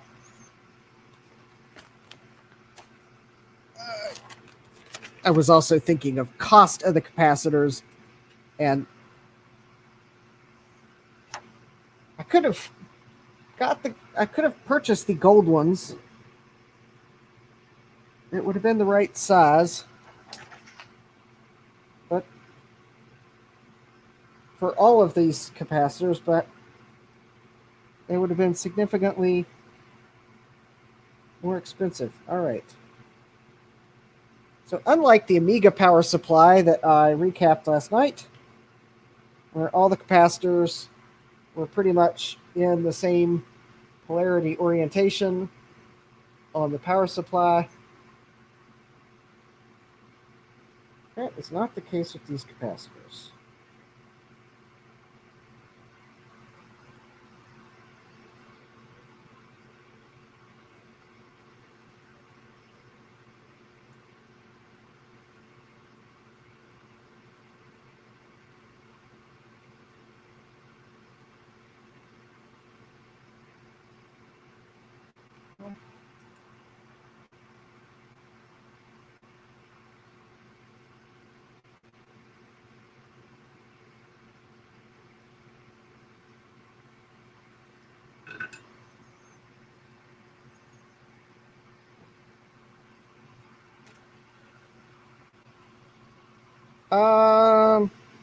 These ones are Kyocera.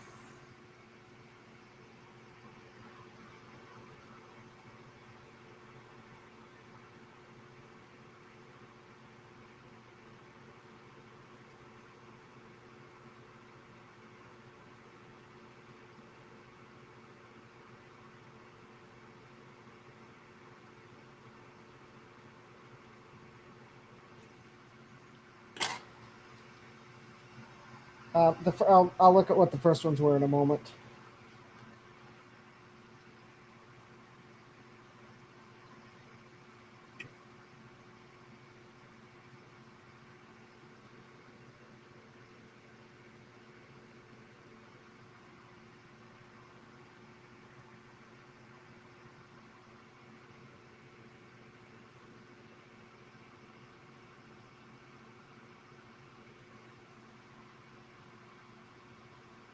Okay, well, it's a little better.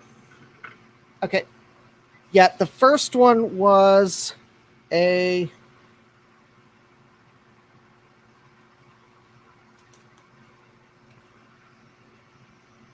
Kimet. Or Kimet, or however. It's a polymer tantalum. Yep, and then these are Kyocera because Newark had a good price on them. I figured they would probably for tantalums were probably fine. And okay, and then the others are one of them's Vichy and Kimet. So, yeah, I was trying to get Kimet or Vichy, but I don't. I think for this one 10 microfarad 16 volt, I think the only ones I could really find that were in stock and the right pad size were the Kyocera ones.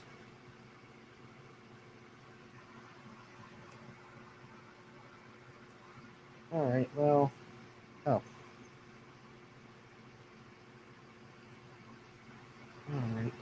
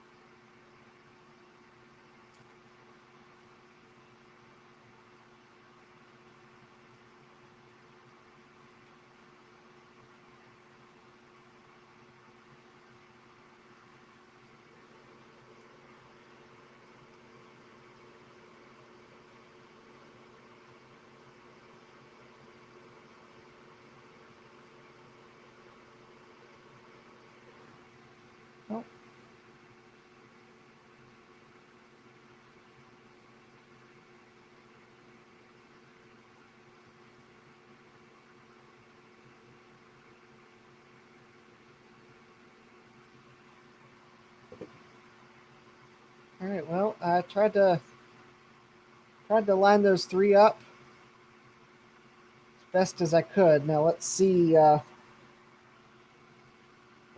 well I can solder them.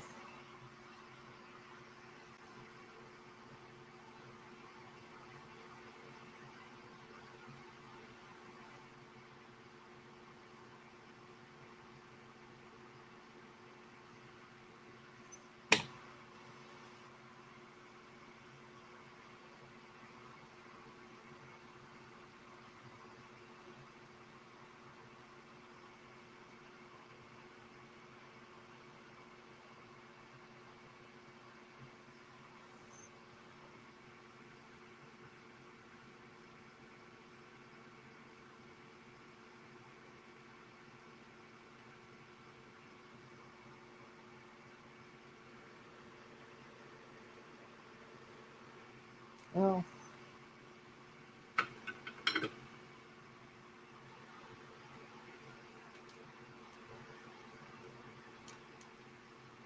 okay.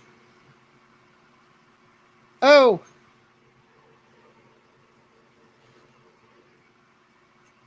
Well, the recapping is going. There. Maybe I should have not put solder on the pads and then melt the solder back down, but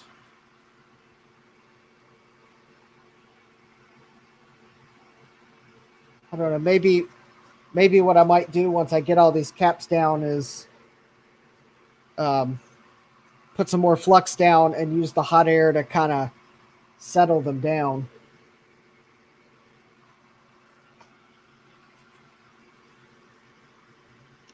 All right. Oh. 1, 2, 3, 4, 5, 6, 7. Up. I've already knocked one of these tantalum caps onto the floor. Good thing I ordered extra.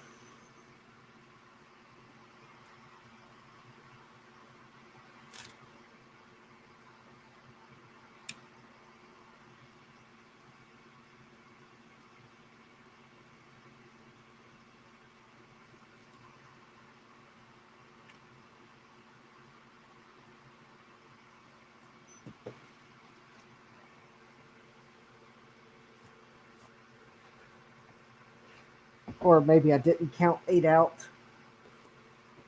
Yeah, because actually I don't see it on the floor. All right. Let's see if I can't. Oops.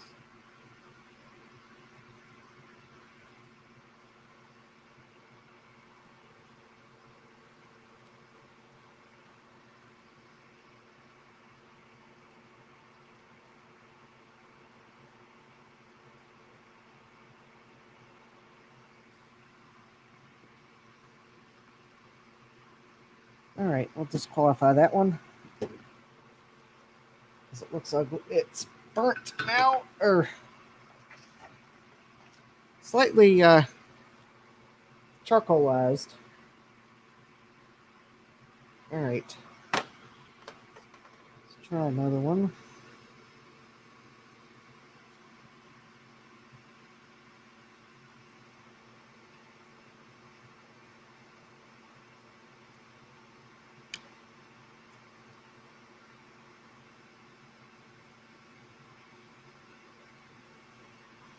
Actually, I think this one I'm gonna have to just do. It's in the wrong place to. It's in the wrong place to try to do it under the microscope. So.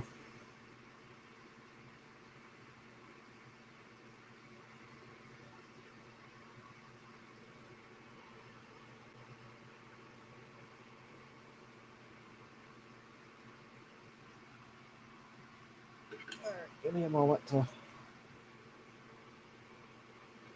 solder it.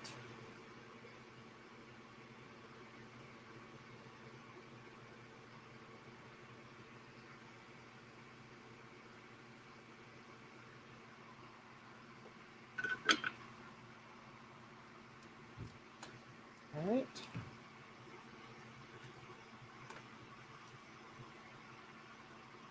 Well, I think it might be looking a little better. All right, so I'm going to need 2 more of these.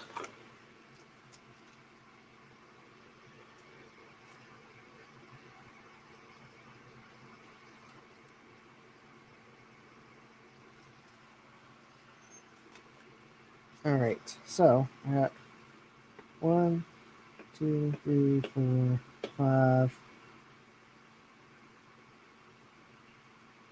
Okay, so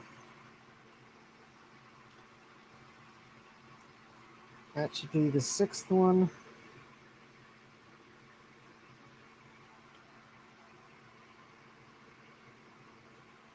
Right there.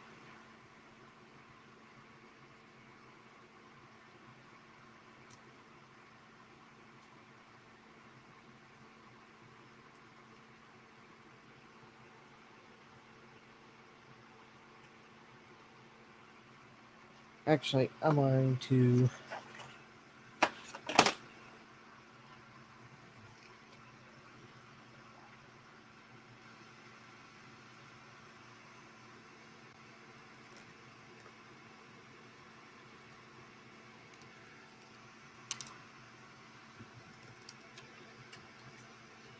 this is the point where I just have to say that these are, given the placement of these capacitors, I'm finding it harder to try to do them under the microscope than the benefit granted by magnification.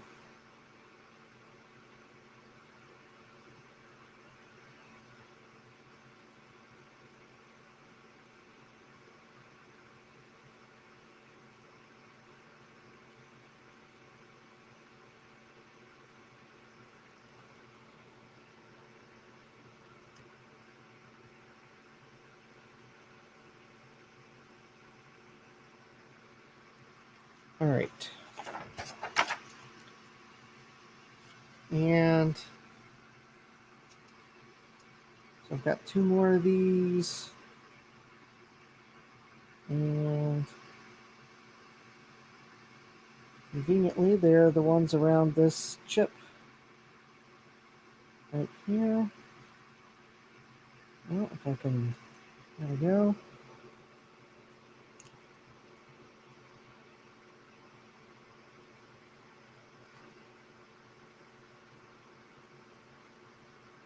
All right, work as well as I'd hoped.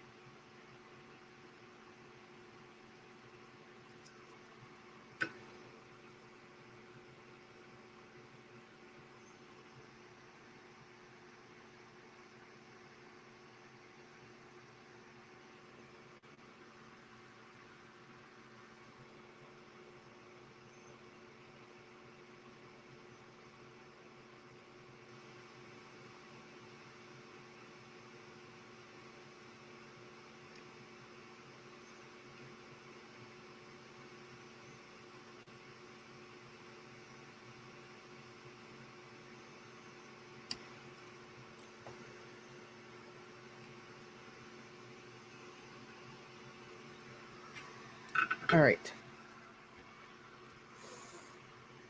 1, 2, 3, 4, 5, 6, 7, 8. Well, yeah, I'll try to use some hot air to. I'm having trouble holding them while I solder, Jay. These are not the greatest.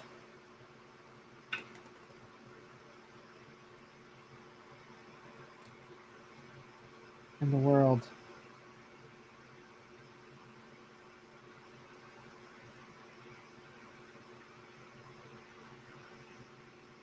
Yeah. So I'm going to fix some of my mess by attempting to use the gentle persuasion of hot air to and flux to make the capacitors go to the pads.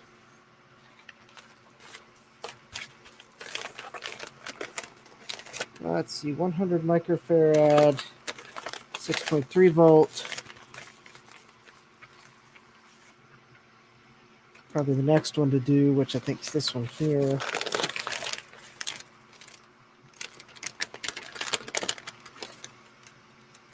Oh, okay. Now these are probably big enough that I might actually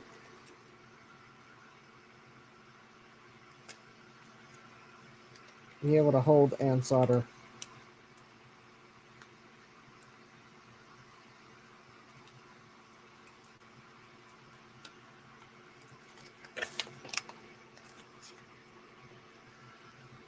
All right.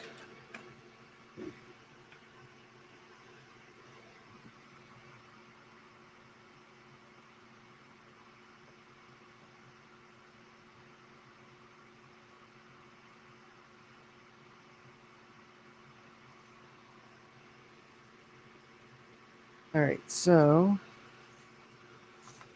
100 microfarad, 6.3 volt. That is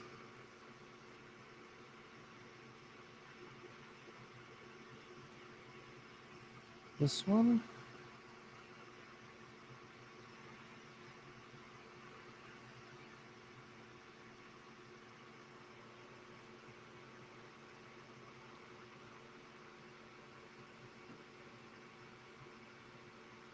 Oh, there we go.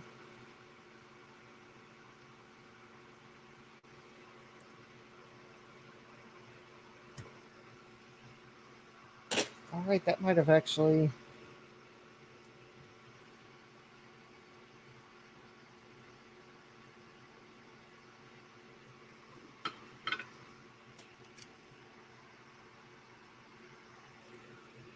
That looks better than some of the other ones.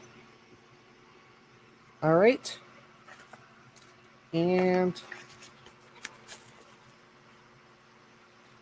Hey, Doc! Welcome!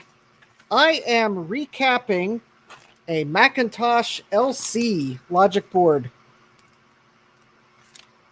You missed the part of the stream where I was describing what the capacitors smell like as I desoldered them. But this is actually... Okay, not this...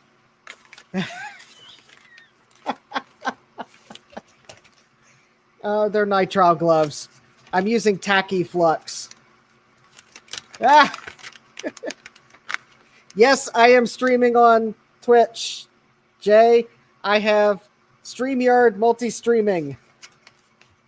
But no, Doc, the Mac LC is the first Macintosh model that I ever used.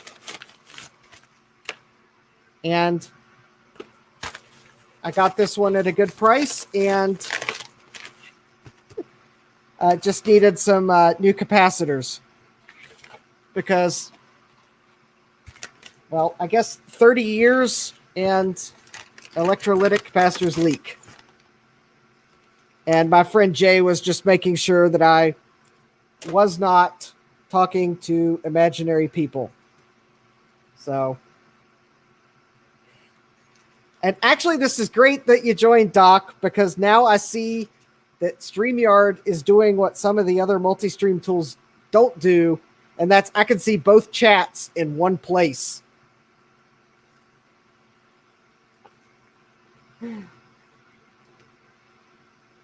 Unfortunately, I don't know if there's other things on those platforms that I'll see, but at least I can see the chat. So...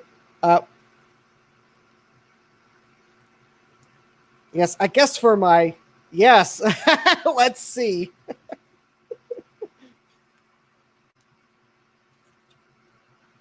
Oh, yes, I see your emojis. Yep, I see them. They're tiny on the screen, but I see them. They're actually, believe it or not, they're surface mount capacitor sized on my screen. Although these are rather large ones. But I do see the I even see your custom emote there. So, yes, successful test.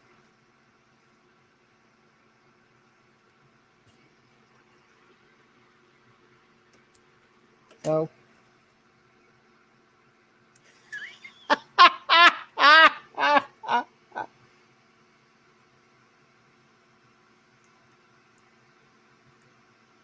actually, Jay, the doc just told me that he doesn't exist. So I guess,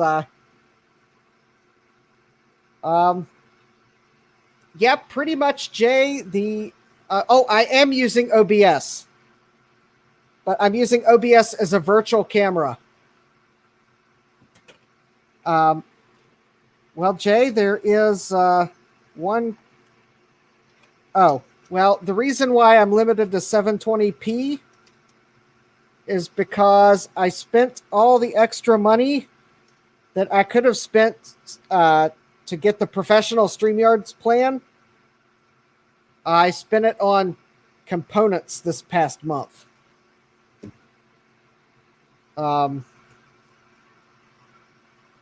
there's also a reason why there's a StreamYard logo in the corner. I'm using their Essentials plan that they launched for. Actually, I think it was a Black Friday, Cyber Monday week special, because I don't think you can get it anymore. But they ran for that week a $10 a month Essentials plan. It had everything that was in the $25 a month plan, except you can't remove the StreamYard logo. But I can do everything else that StreamYard lets you do for the $25 a month plan, but I'm paying $10 a month until I can make sure that I can justify paying the $40 a month for the one that lets you stream in 1080p. Yes. It's probably a wiser decision than prepaying for a year of Streamlabs, because I wish I hadn't done that. So yes, I am trying in the back of my mind to think of the letter I am going to write to Streamlabs to see if they will give me a prorated refund. But I might have an easier time pushing sand. Is that the phrase? I'm good at ruining colloquialisms. All right, so there are supposedly 5 47 microfarad 16 volt capacitors, which should be the ones that are now beside me. And looking on the page, there's 3 over here, and there's 1 here. So where is the capacitor that I have overlooked?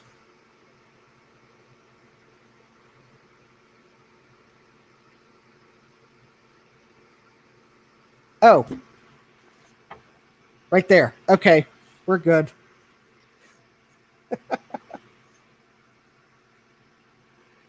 Yeah, Doc, the other thing you don't know is, I think it was last week, I streamed 2 or 3 times last week, and 2 of those streams ended for unknown reasons. It's I think I lost my internet connection. But Streamlabs's um, disconnect protection did not. Hey, Bruce. Streamlabs disconnect protection didn't do anything. It terminated the stream. And in fact, on the second stream, well, the first stream, I realized that I had lost the connection, and I reconnected, and everything was good, and no one was worried about me. Oh, auto modded. That's interesting. I guess I need to go. I may need to check my mod settings. Because actually, I don't even see what you tried to post. So, unfortunately, I'm knee deep in recapping. Okay. Yeah, I'll admit, some of my mod settings. Oh.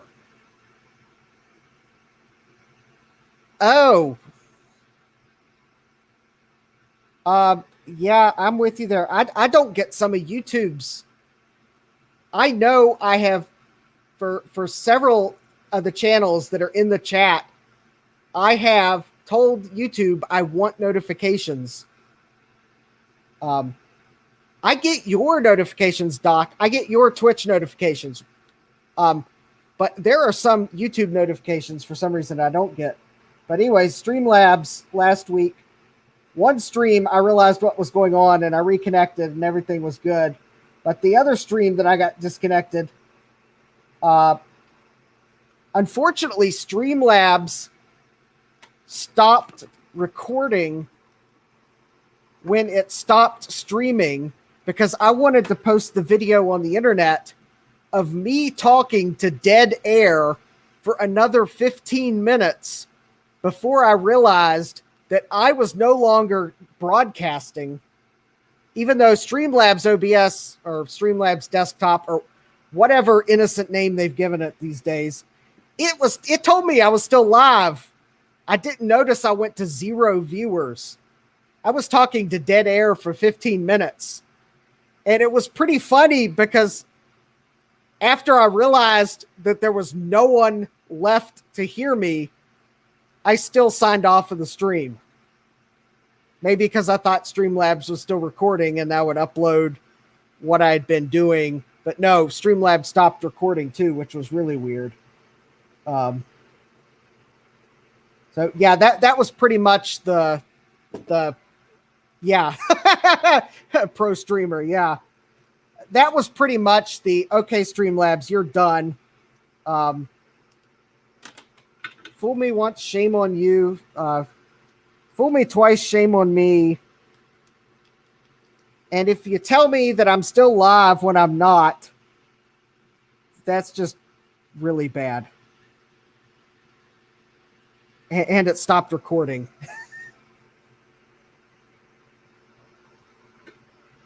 Because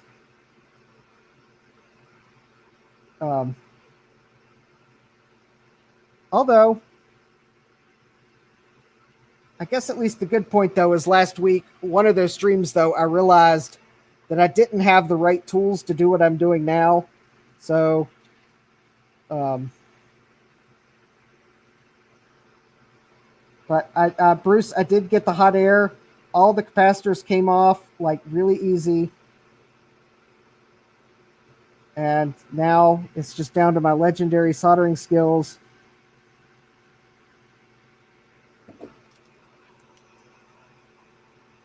All right. And now I'm going to do something that I'm not sure if it's a good idea. So Bruce or Jay, or if one of you think I'm about to do something bad, stop me. But I'm going to use some hot air to try to get these capacitors to lay down properly on their pads.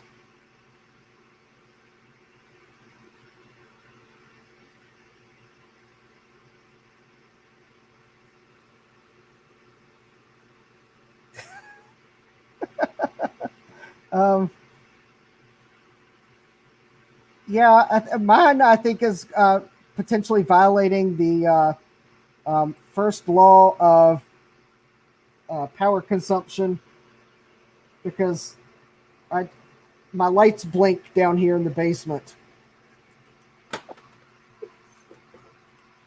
All right. Well, all right. I have been warned, Bruce, and I'm willing to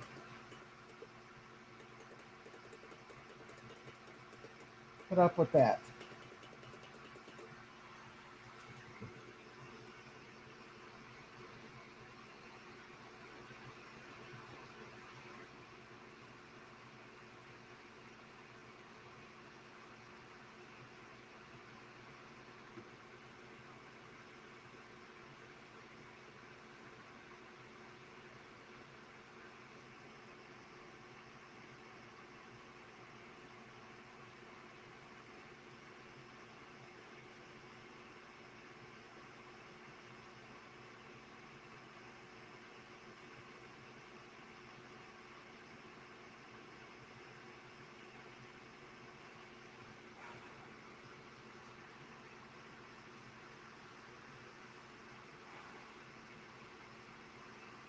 Oh, yeah. Now I think I know what was causing so much smoke.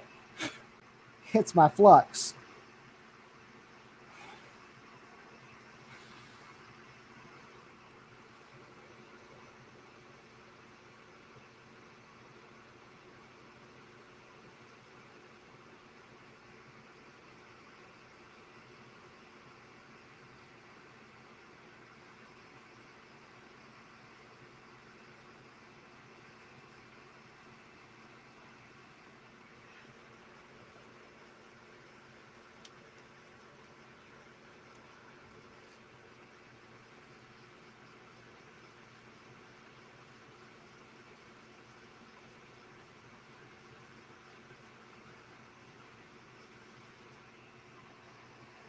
All right.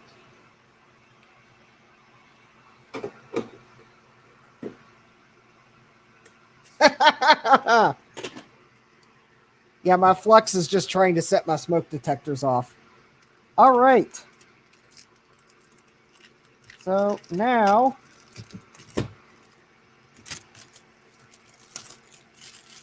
remove the polyamide tape and reveal the first solder mount, surface mount soldering job I've done in a while. So I've got the capacitors. They look good. I'm gonna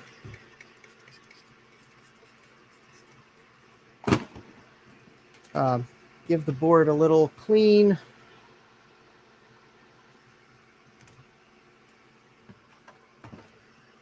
Because I'm gonna just do a double check with the voltmeter, and if I don't clean the flux off, it is going to cause my voltmeter to tell me lies.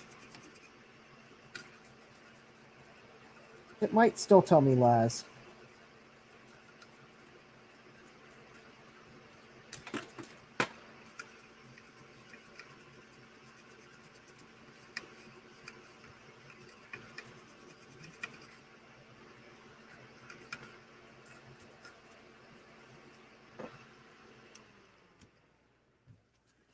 All right. Oh.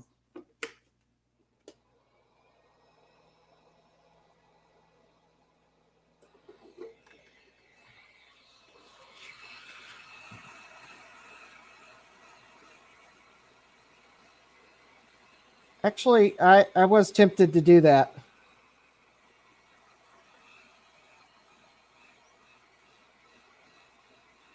But I'm going to live with the crooked capacitors. It just is a reminder to me that you have to start somewhere. And after all, the LC was my start in the world of Macintoshes. Not this LC, mind you. This is just one I found on eBay that was in good condition. But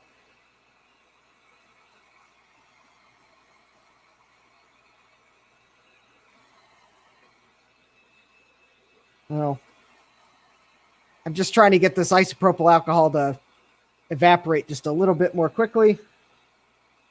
Just gently warming it.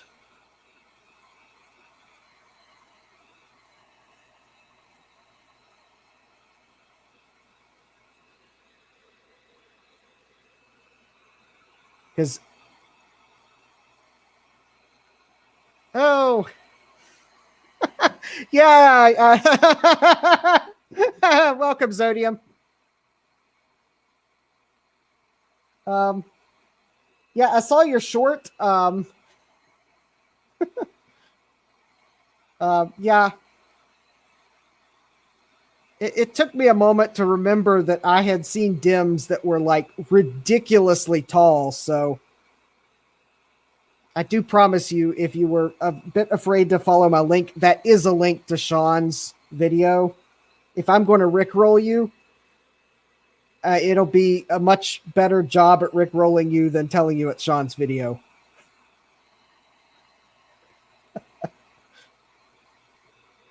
Because actually, the joke, what I think is incredible is until I saw Sean's video that he posted on that computer, I did not realize there were dims that do appear to be 3 inches tall.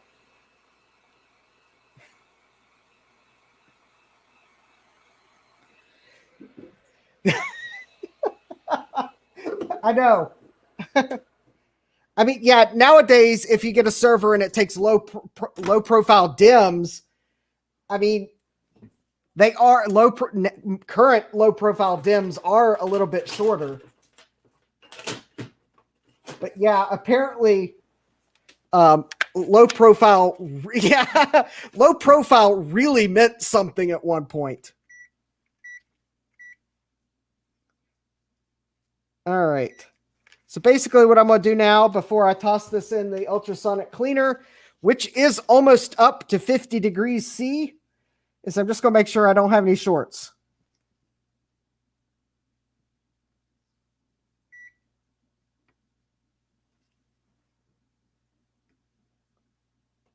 Like hidden solder bridges under these capacitors.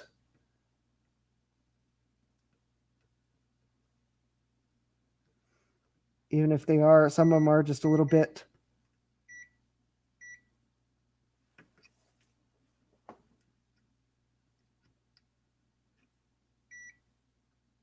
Oh.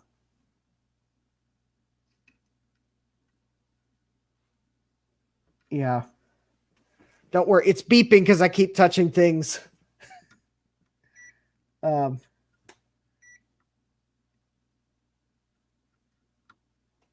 All right. So yeah, this will be good. So actually,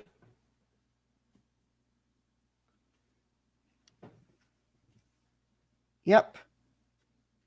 Actually, the ultrasonic cleaner is probably close enough. I could probably just go ahead and put it in now at 48 degrees C.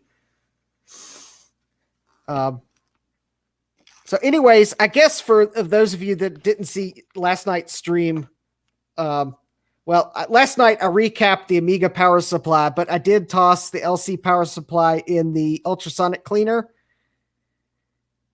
And if you go to my Instagram, I've got the before and after photos. Yep. All right, Tom. Thanks for joining. But yeah, this is one nice clean power supply now, because the before photo, when I first opened this, there was liquid electrolyte on the PCB. So now I've got a clean, I can put this back together. I do know it works because I tested it before I cleaned it, but this board where it had that electrolyte all over everything, I am going to just clean it before I do anything else with it.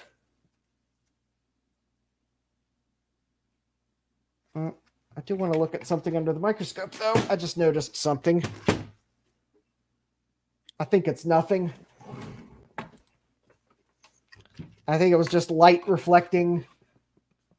Or let me put it this way. I hope it's nothing.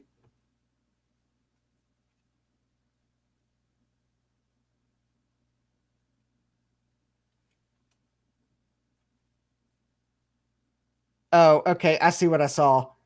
I saw the vias between the legs of the processor. Okay. We're fine. All right. What I saw was uh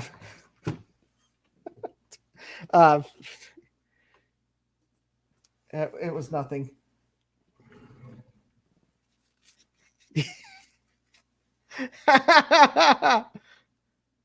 Oh yeah.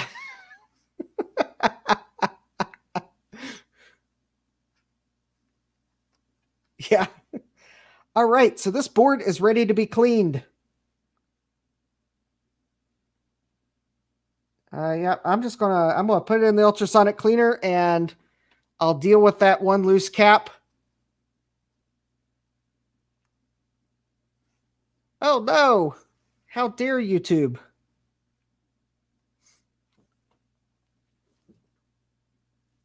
All right. Yeah, I'm just going to go ahead and throw this in and turn it on, and we'll demonstrate live on YouTube why people don't run ultrasonic cleaners during the live stream.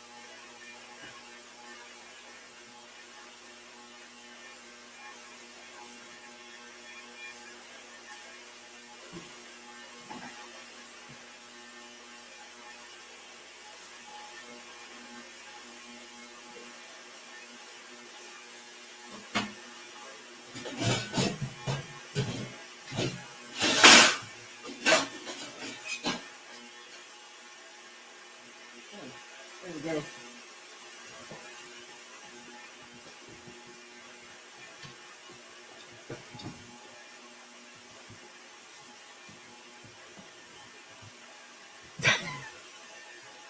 All right, so the LC board is in the ultrasonic cleaner.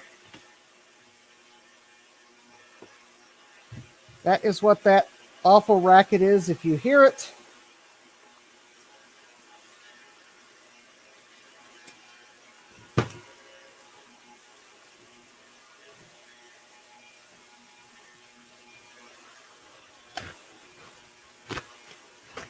In the meantime, I'm going to, well, I guess clean my workbench off just a little bit here so I can set things down on this without getting them dirty. Because actually, while we wait,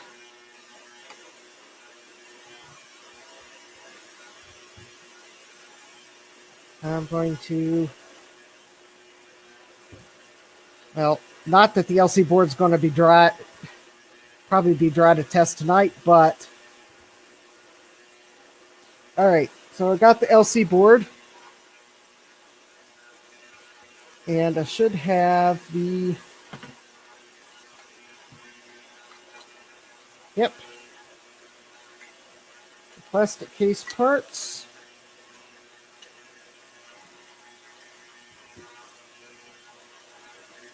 And I'm going to give them a little clean.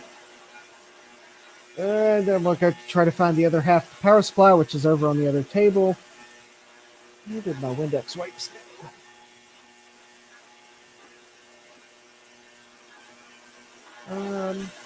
Yes, I actually have Windex wipes somewhere. If you saw my desk, you'd probably see why I can't find anything on it.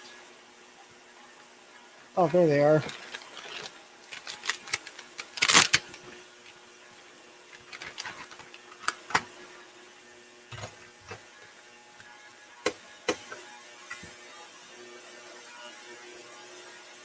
So I guess I figured if I'm going to put the power supply back together, I might as well give it a little clean.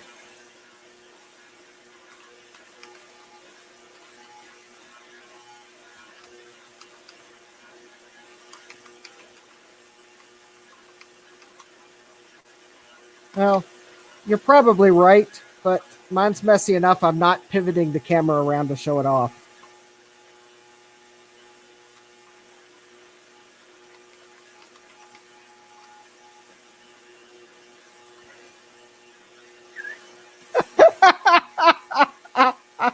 I think Jay might have us beat.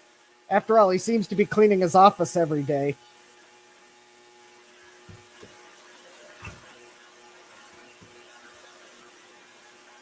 I mean, if it says anything, well, I don't know if you can see him back there, but there's a paint can just right behind me because I got to find a place for him. Oh no! Well, I hope you can fix the 4400.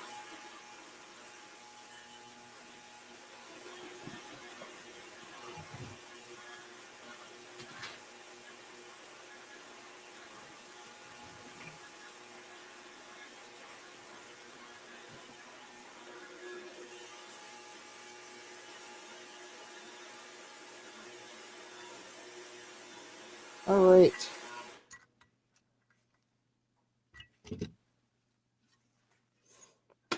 Well, that was the ultrasonic cleaner kicking off. So I'll go swap that in a moment. Because actually the one thing I do need to do is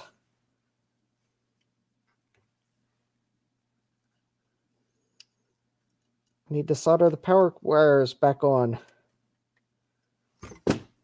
So I guess let me swap the LC board around.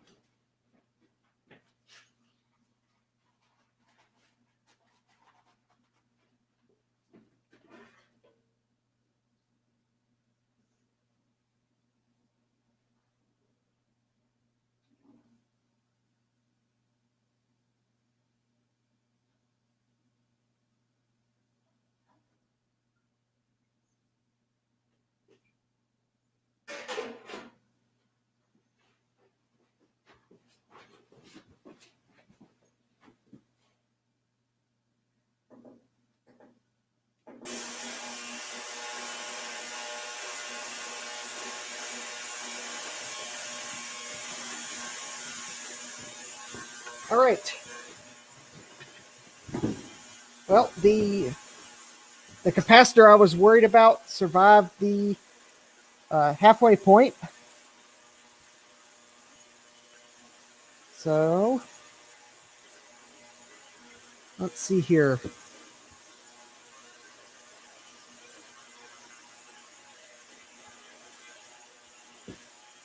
That's the brown and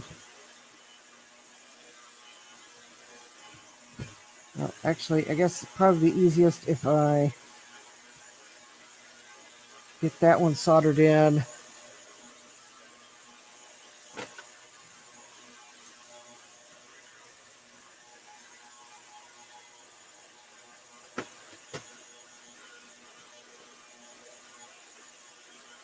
Oh.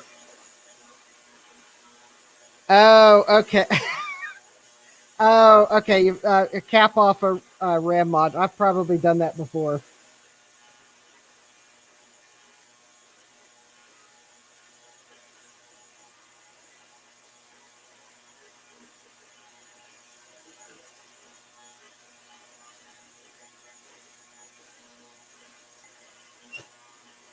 Yeah, I'm not sure what cap it probably was, but it's probably some standard filter cap value.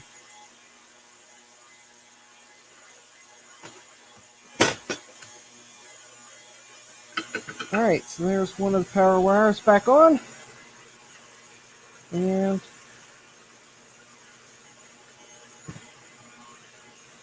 get the other one. Yep, just double checking that I did put the right wire through there. It's marked on the board brown and blue.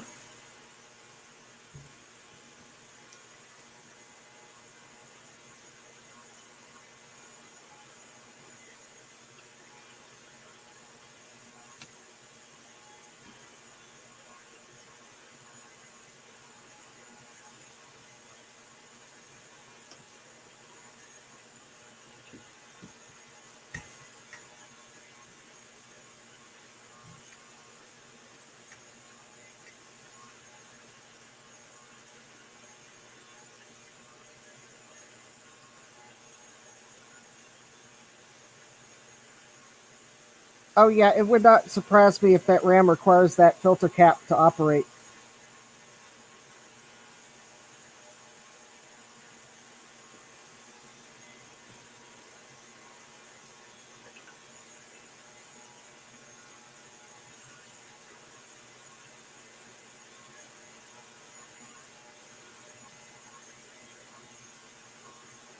And yeah, that RAM stick probably, there is probably a value that it really needs that to be. So,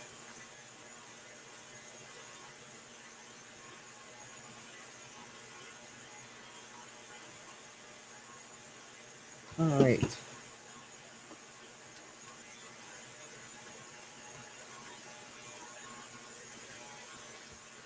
Now the fun thing is I'm trying to remember what I did with the screws for this power supply.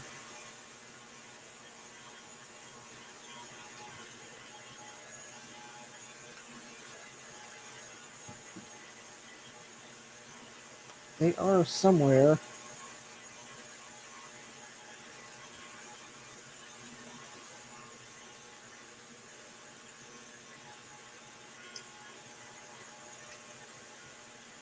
I mean, they're on my desk somewhere. I know that much.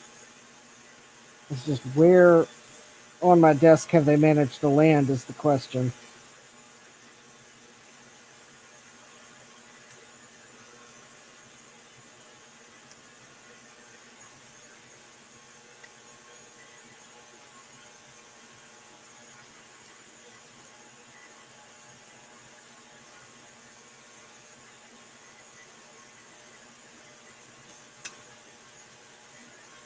There we go. I think that's back in.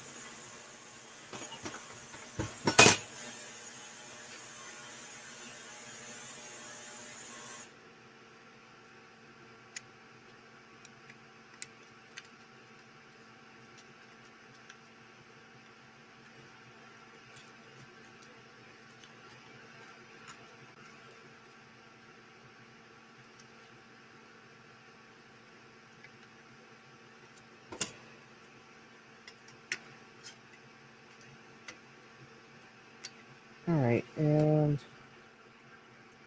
power wires. Oh yeah, that's why it's not fitting right.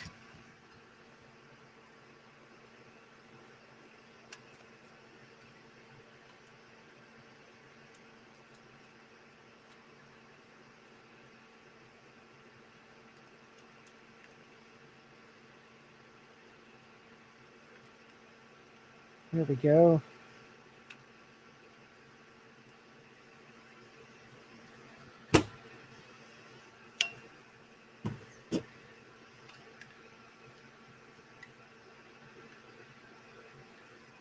All right.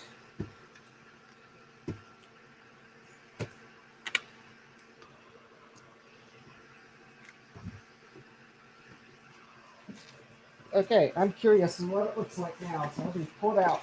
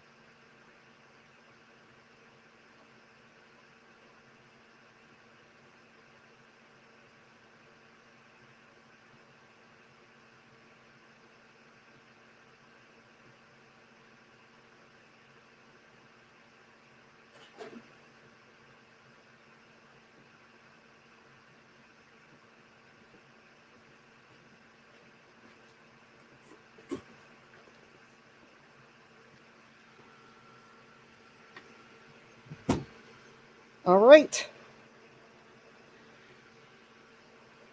Have one freshly ultrasonically cleaned Macintosh LC logic board.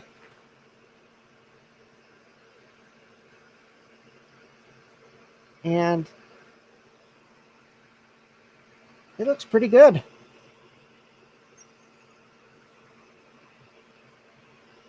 Yep, I don't see electrolyte.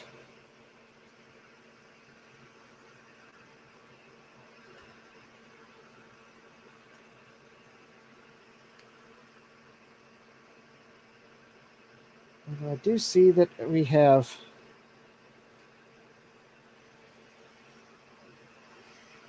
surfaced some junk from under that chip.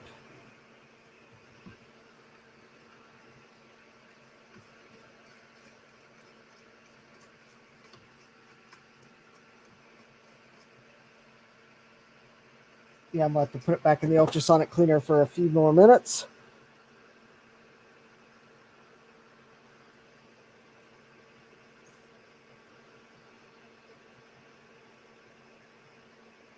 Yeah, for the most part, it looks good, but yeah, there's a few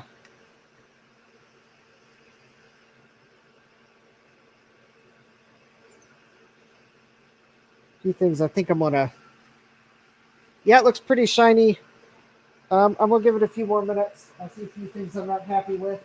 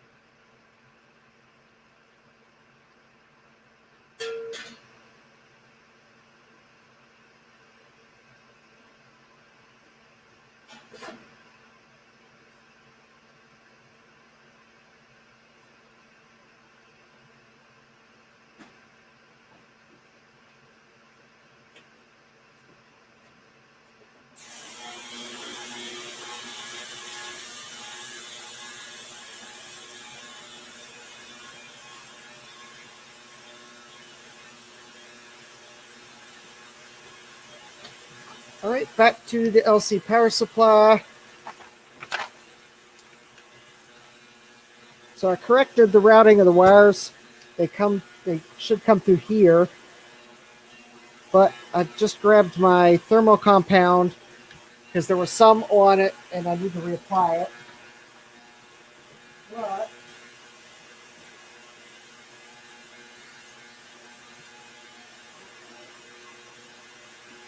yeah. Trying to find the screws that I set aside.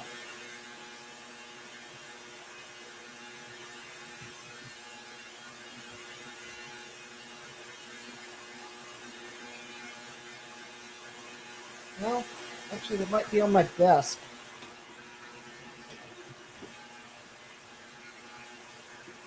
I seemingly remember putting them in a bag and marking them.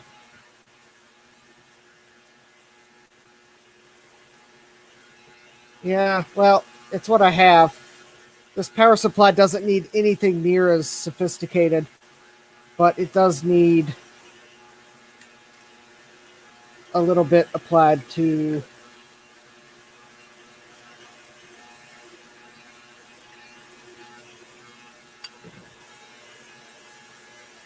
um,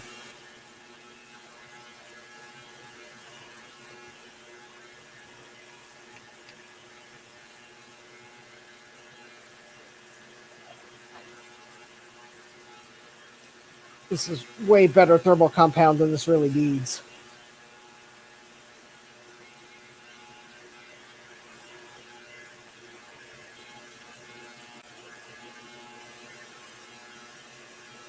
And there, I just committed the mortal sin of YouTube. I just applied thermal compound live on YouTube. I'm sure the "you applied too much, you applied too little" crew is just waiting and chomping at the bits to leave comments now.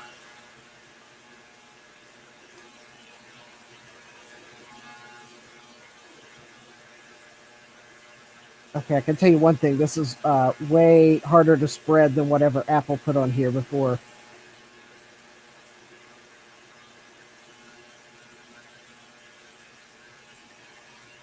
Actually, I did apply too little. Yeah.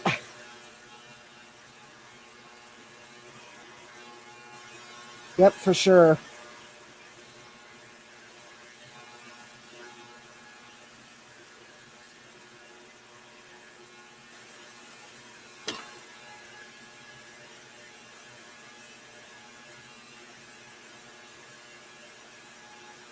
For sure. Although the way the stuff's spreading, maybe I should have tried to go find the tube of the old school stuff that I have somewhere.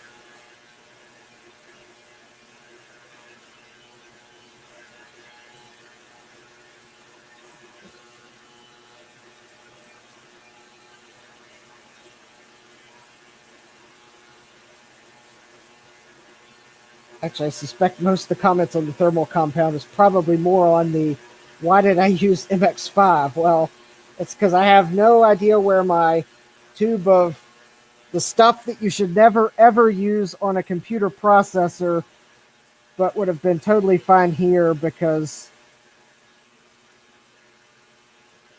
the tube is, that's actually what the tube is for, but I have no idea where it went to. It might have dried up, honestly. All right.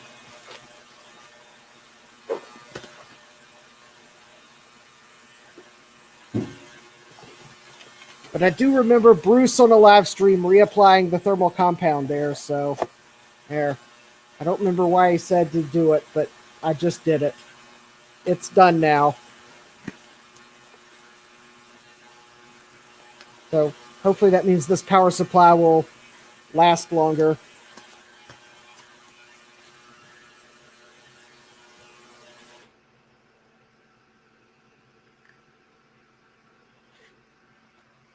Oh yeah, it would probably help if I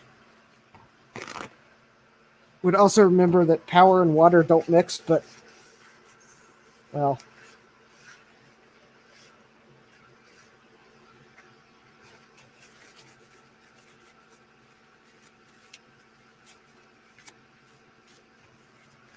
that's why I have my my untrained stunt double that will actually plug this power supply in.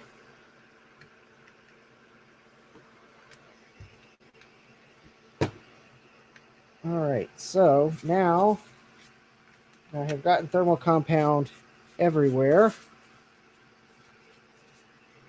I'm going to put the tube back on the shelf where it belongs.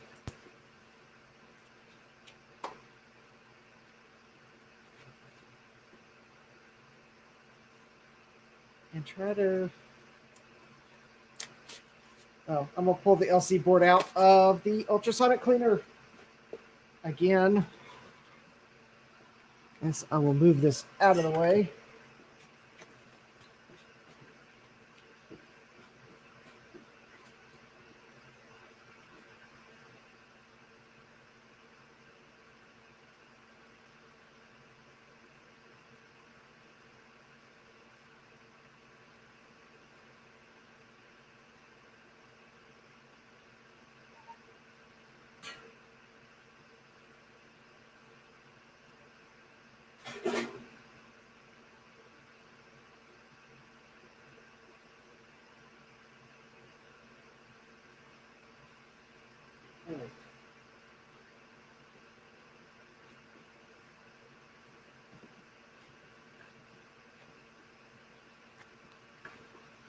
There we go. That took care of the problems that I saw. So it looks clean now. So what I will do to this board is I will give it a rinse with some deionized water. And yes, I was actually crazy enough to buy deionized water so that I could rinse boards with that. And I should, well, probably do that sooner rather than later. But I'm sure if I let this board sit for a few minutes, it won't hurt it. Let me set it to the side.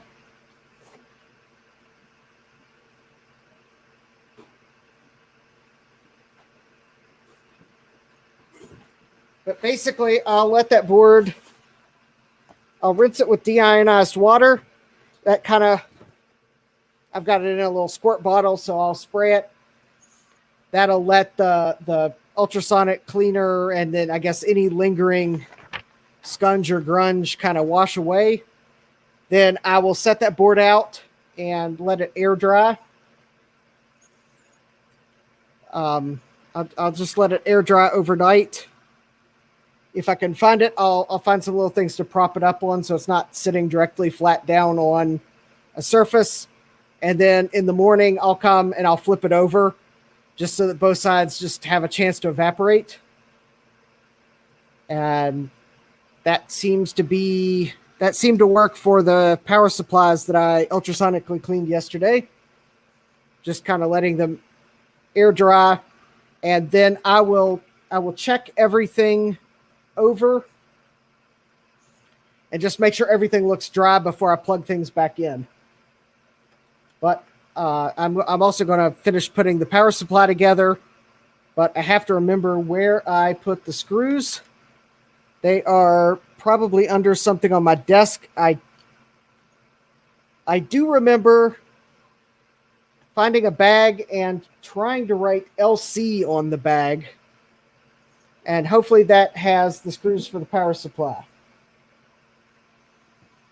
But if you saw all the projects that are on my desk right now, then you would know why I can't see the LCs, the bag that says LC screws, because I also have the Zoxbox synthesizer on the bench. I've got Amiga parts on the bench. The LC power supplies on the bench. The ultrasonic cleaner doesn't count. It belongs on the bench anyways. I have a Wi-Fi router over here waiting for me to potentially load open source firmware on it. I have packing lists for orders that I could probably throw away now because they're just packing lists. Oh, I finally found my other set of tweezers. Yes, there we go. There's the other set I knew I had somewhere. It was on my side workbench, along with a random Amiga floppy. Oh, yes. Amiga extras. Yes, now if I could just find a copy of Amiga Kickstart 1.3 on floppy, which I'm sure if I can find it somewhere,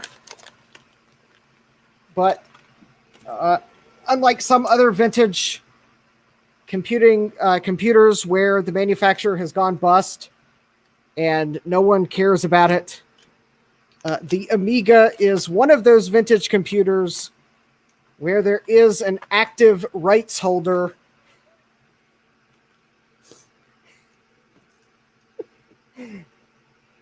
that very much frowns upon archival websites because they still sell the Amiga software.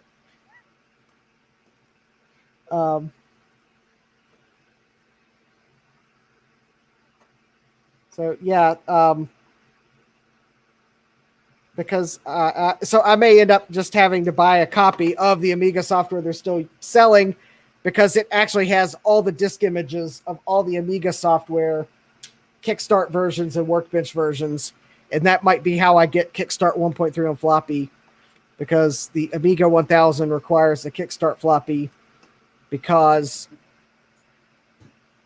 they sent the Amiga 1000 hardware to production before the ROMs were ready. So they actually had to add a special RAM card to the Amiga 1000 and so it has like a bootloader ROM that loads Kickstart into that special RAM. That RAM is then set to read only. The computer soft reboots, and then that's when you get the workbench prompt like most other Amigas. But you have to load Kickstart first from a floppy. And I want to get Kickstart 1.3. I have a Kickstart 1.2 floppy, but I'm afraid to use it because it was in an attic for 30 years. Of course, it may not work, so me trying to use it may be a moot point. I could probably move some of this Amiga stuff off my workbench. And that's the problem. I'm afraid I've mixed the LC screws up with the Amiga screws. Because sometimes I move so fast. Oh, what's in the ultrasonic machine? At the moment, it has it has distilled water, and I have Elma A1 cleaner in it. And I think I have it at about a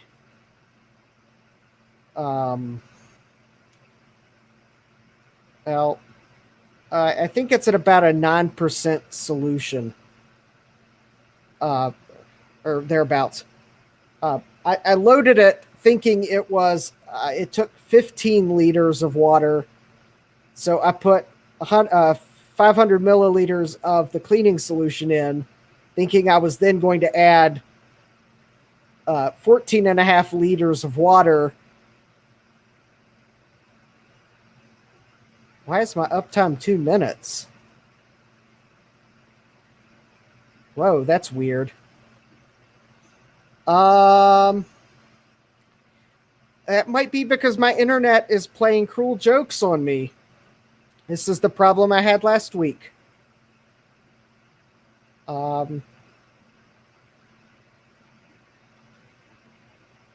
That is really weird. I might have actually I might have actually dropped and come back. I don't know. Because I think on Twitch, that might be why uptime's 2 minutes. I think on Twitch, if I dropped and it came back, it might have just started a new stream. I think I've had that happen before. Although not that YouTube necessarily does the right thing either, but I show on my end that I've been streaming for 3 hours and 6 minutes. Although I am curious to see what YouTube thinks. Because YouTube, I'm signed into YouTube.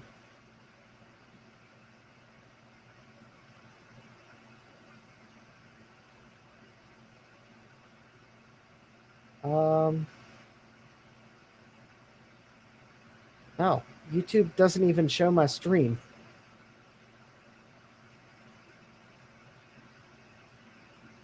That's really weird. But I know I was on YouTube. Huh. I don't know. I guess I'll have to go figure out what happened. But yeah. So anyways, since I've been streaming for 3 hours, I think I'm going to call the stream to a close because I would like to go get a drink of water. But yeah, to answer what's in the ultrasonic cleaner, it's Elma A1, which is board cleaner. But yeah, so see you later, Jay. Probably Thursday on MacYak. Elma A1, it's actually designed for cleaning PCBs and then just distilled water because it's easy to get distilled water at the grocery store. They kind of look at you funny when you check out with 30. I didn't buy 30 gallons of water at once, but the one time when I bought It was probably 10 or 15 gallons of distilled water. But then again, I'm probably not the only person to have done that at any given time. But they kind of look at you weird because, I don't know. I guess they're trying to think of, are you just preparing for hurricane season? Or are you one of those crazy preppers? And that's just when I'll let them believe what they want to believe, because trying to explain I'm putting it in an ultrasonic cleaner to clean circuit boards, and now then they really think you're crazy. But yeah, that's all I'm using. And then I had it set to 50 degrees C, and it took probably 2.5 hours to heat up. And then just put the circuit board in, and the circuit board was in for a total of 15 minutes. And then I'll just turn the ultrasonic cleaner off, and as long as and the fluid will still be good for, I don't know how many boards total it'll be good for, but yeah, I just turn the machine off, and it'll cool down, and then I guess for at least the next few boards, it'll, I'll just turn it back on, let it heat back up, and put the board in and let it go. So really, it's nothing more than that. Yeah, it's if you've never used an ultrasonic cleaner, it's a combination of the cleaner, which is, I think, a mildly alkaline cleaner, and it's got detergents and surfactants in it. And then the ultrasonic, I think it operates at like 40 kilohertz. And what that does is that ultrasonic frequency creates cavitation bubbles. And that, combined with the cleaner, is what gets the board clean. So, yeah, it's really nothing more than that. In fact, it's the same type of ultrasonic cleaner that you could put other things in if you had the right cleaning solution. I do know if you search Amazon for ultrasonic cleaners, some of the first cleaning solutions you'll find are for cleaning guns, just because that's one thing you can clean in them. But I know I've seen mechanics clean engine parts if you use the right solution, circuit boards, glassware. I think they make cleaning solutions for cleaning lab glassware. In fact, I've even seen solutions where you, with smaller units, probably, you can actually put your glasses in it, and with a gentle cleaning solution, get your glasses clean. I guess if you had them really dirty, although I find that then you got to dry them all off, so I just rather use a cleaning cloth. I've never gotten them so dirty I want to ultrasonically clean them, but in fact, I think they even use them in dental offices for doing cleaning things, and there's solutions for that too. So really, it sounds fancy, but all that's in it is the cleaning solution for circuit boards, and it's designed to clean flux off the boards. It also does a good job of getting the electrolyte off the boards that have leaked from the capacitors, and distilled water. And I think the only reason you use distilled water is so you don't have the minerals in it, because otherwise, well, you'll have trace minerals on whatever you've cleaned. And if I'm going to go through the trouble of cleaning it, yeah, I'll just use distilled water. It'll last long enough that, I don't know, probably by the time I break it down, I'm looking at $1 or $2 per board I clean. So, couple dollars. Yeah, maybe this LC board, since I had to put it in longer, it might be, maybe it cost me $5 overall to clean. But hey, it looks really clean. I got all the junk off of it that risks damaging the board long term. Because if you leave that electrolyte on the board, it can actually start to eat into the metals. So I was really lucky that it hadn't done that. Although what really kills those boards are the batteries when the batteries explode.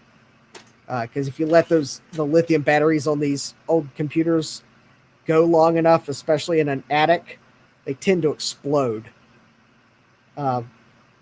And yeah, that really eats the board. So I was lucky on this one because it still had the original battery on it. So anyways, it's clean. I'm going to rinse it with deionized water. And yes, I actually ordered deionized water just because I could. And it'll do good for rinsing the boards. That'll get the cleaning solution off of it, any last trace minerals. And then I'll just let it air dry overnight or probably for a day. And that's it. The next step will be power the LC back up. And freshly recapped, and hopefully it works. It worked before I recapped it, so hopefully I will find that it still works after I've recapped it. But now I don't have to worry about those electrolytes eating the board any longer. So with that successful stream, I'm going to call it to a close. I'd like to thank all my friends from Twitch and YouTube for joining me tonight. I'm glad that even though I'm not in 1080p, it seems like StreamYard did its job well. And hopefully I'm going to figure out how to do a few things in StreamYard. So with that, I'm going to call this stream to a close. I'd like to wish you all a pleasant evening. Stay safe, and we'll see you next time.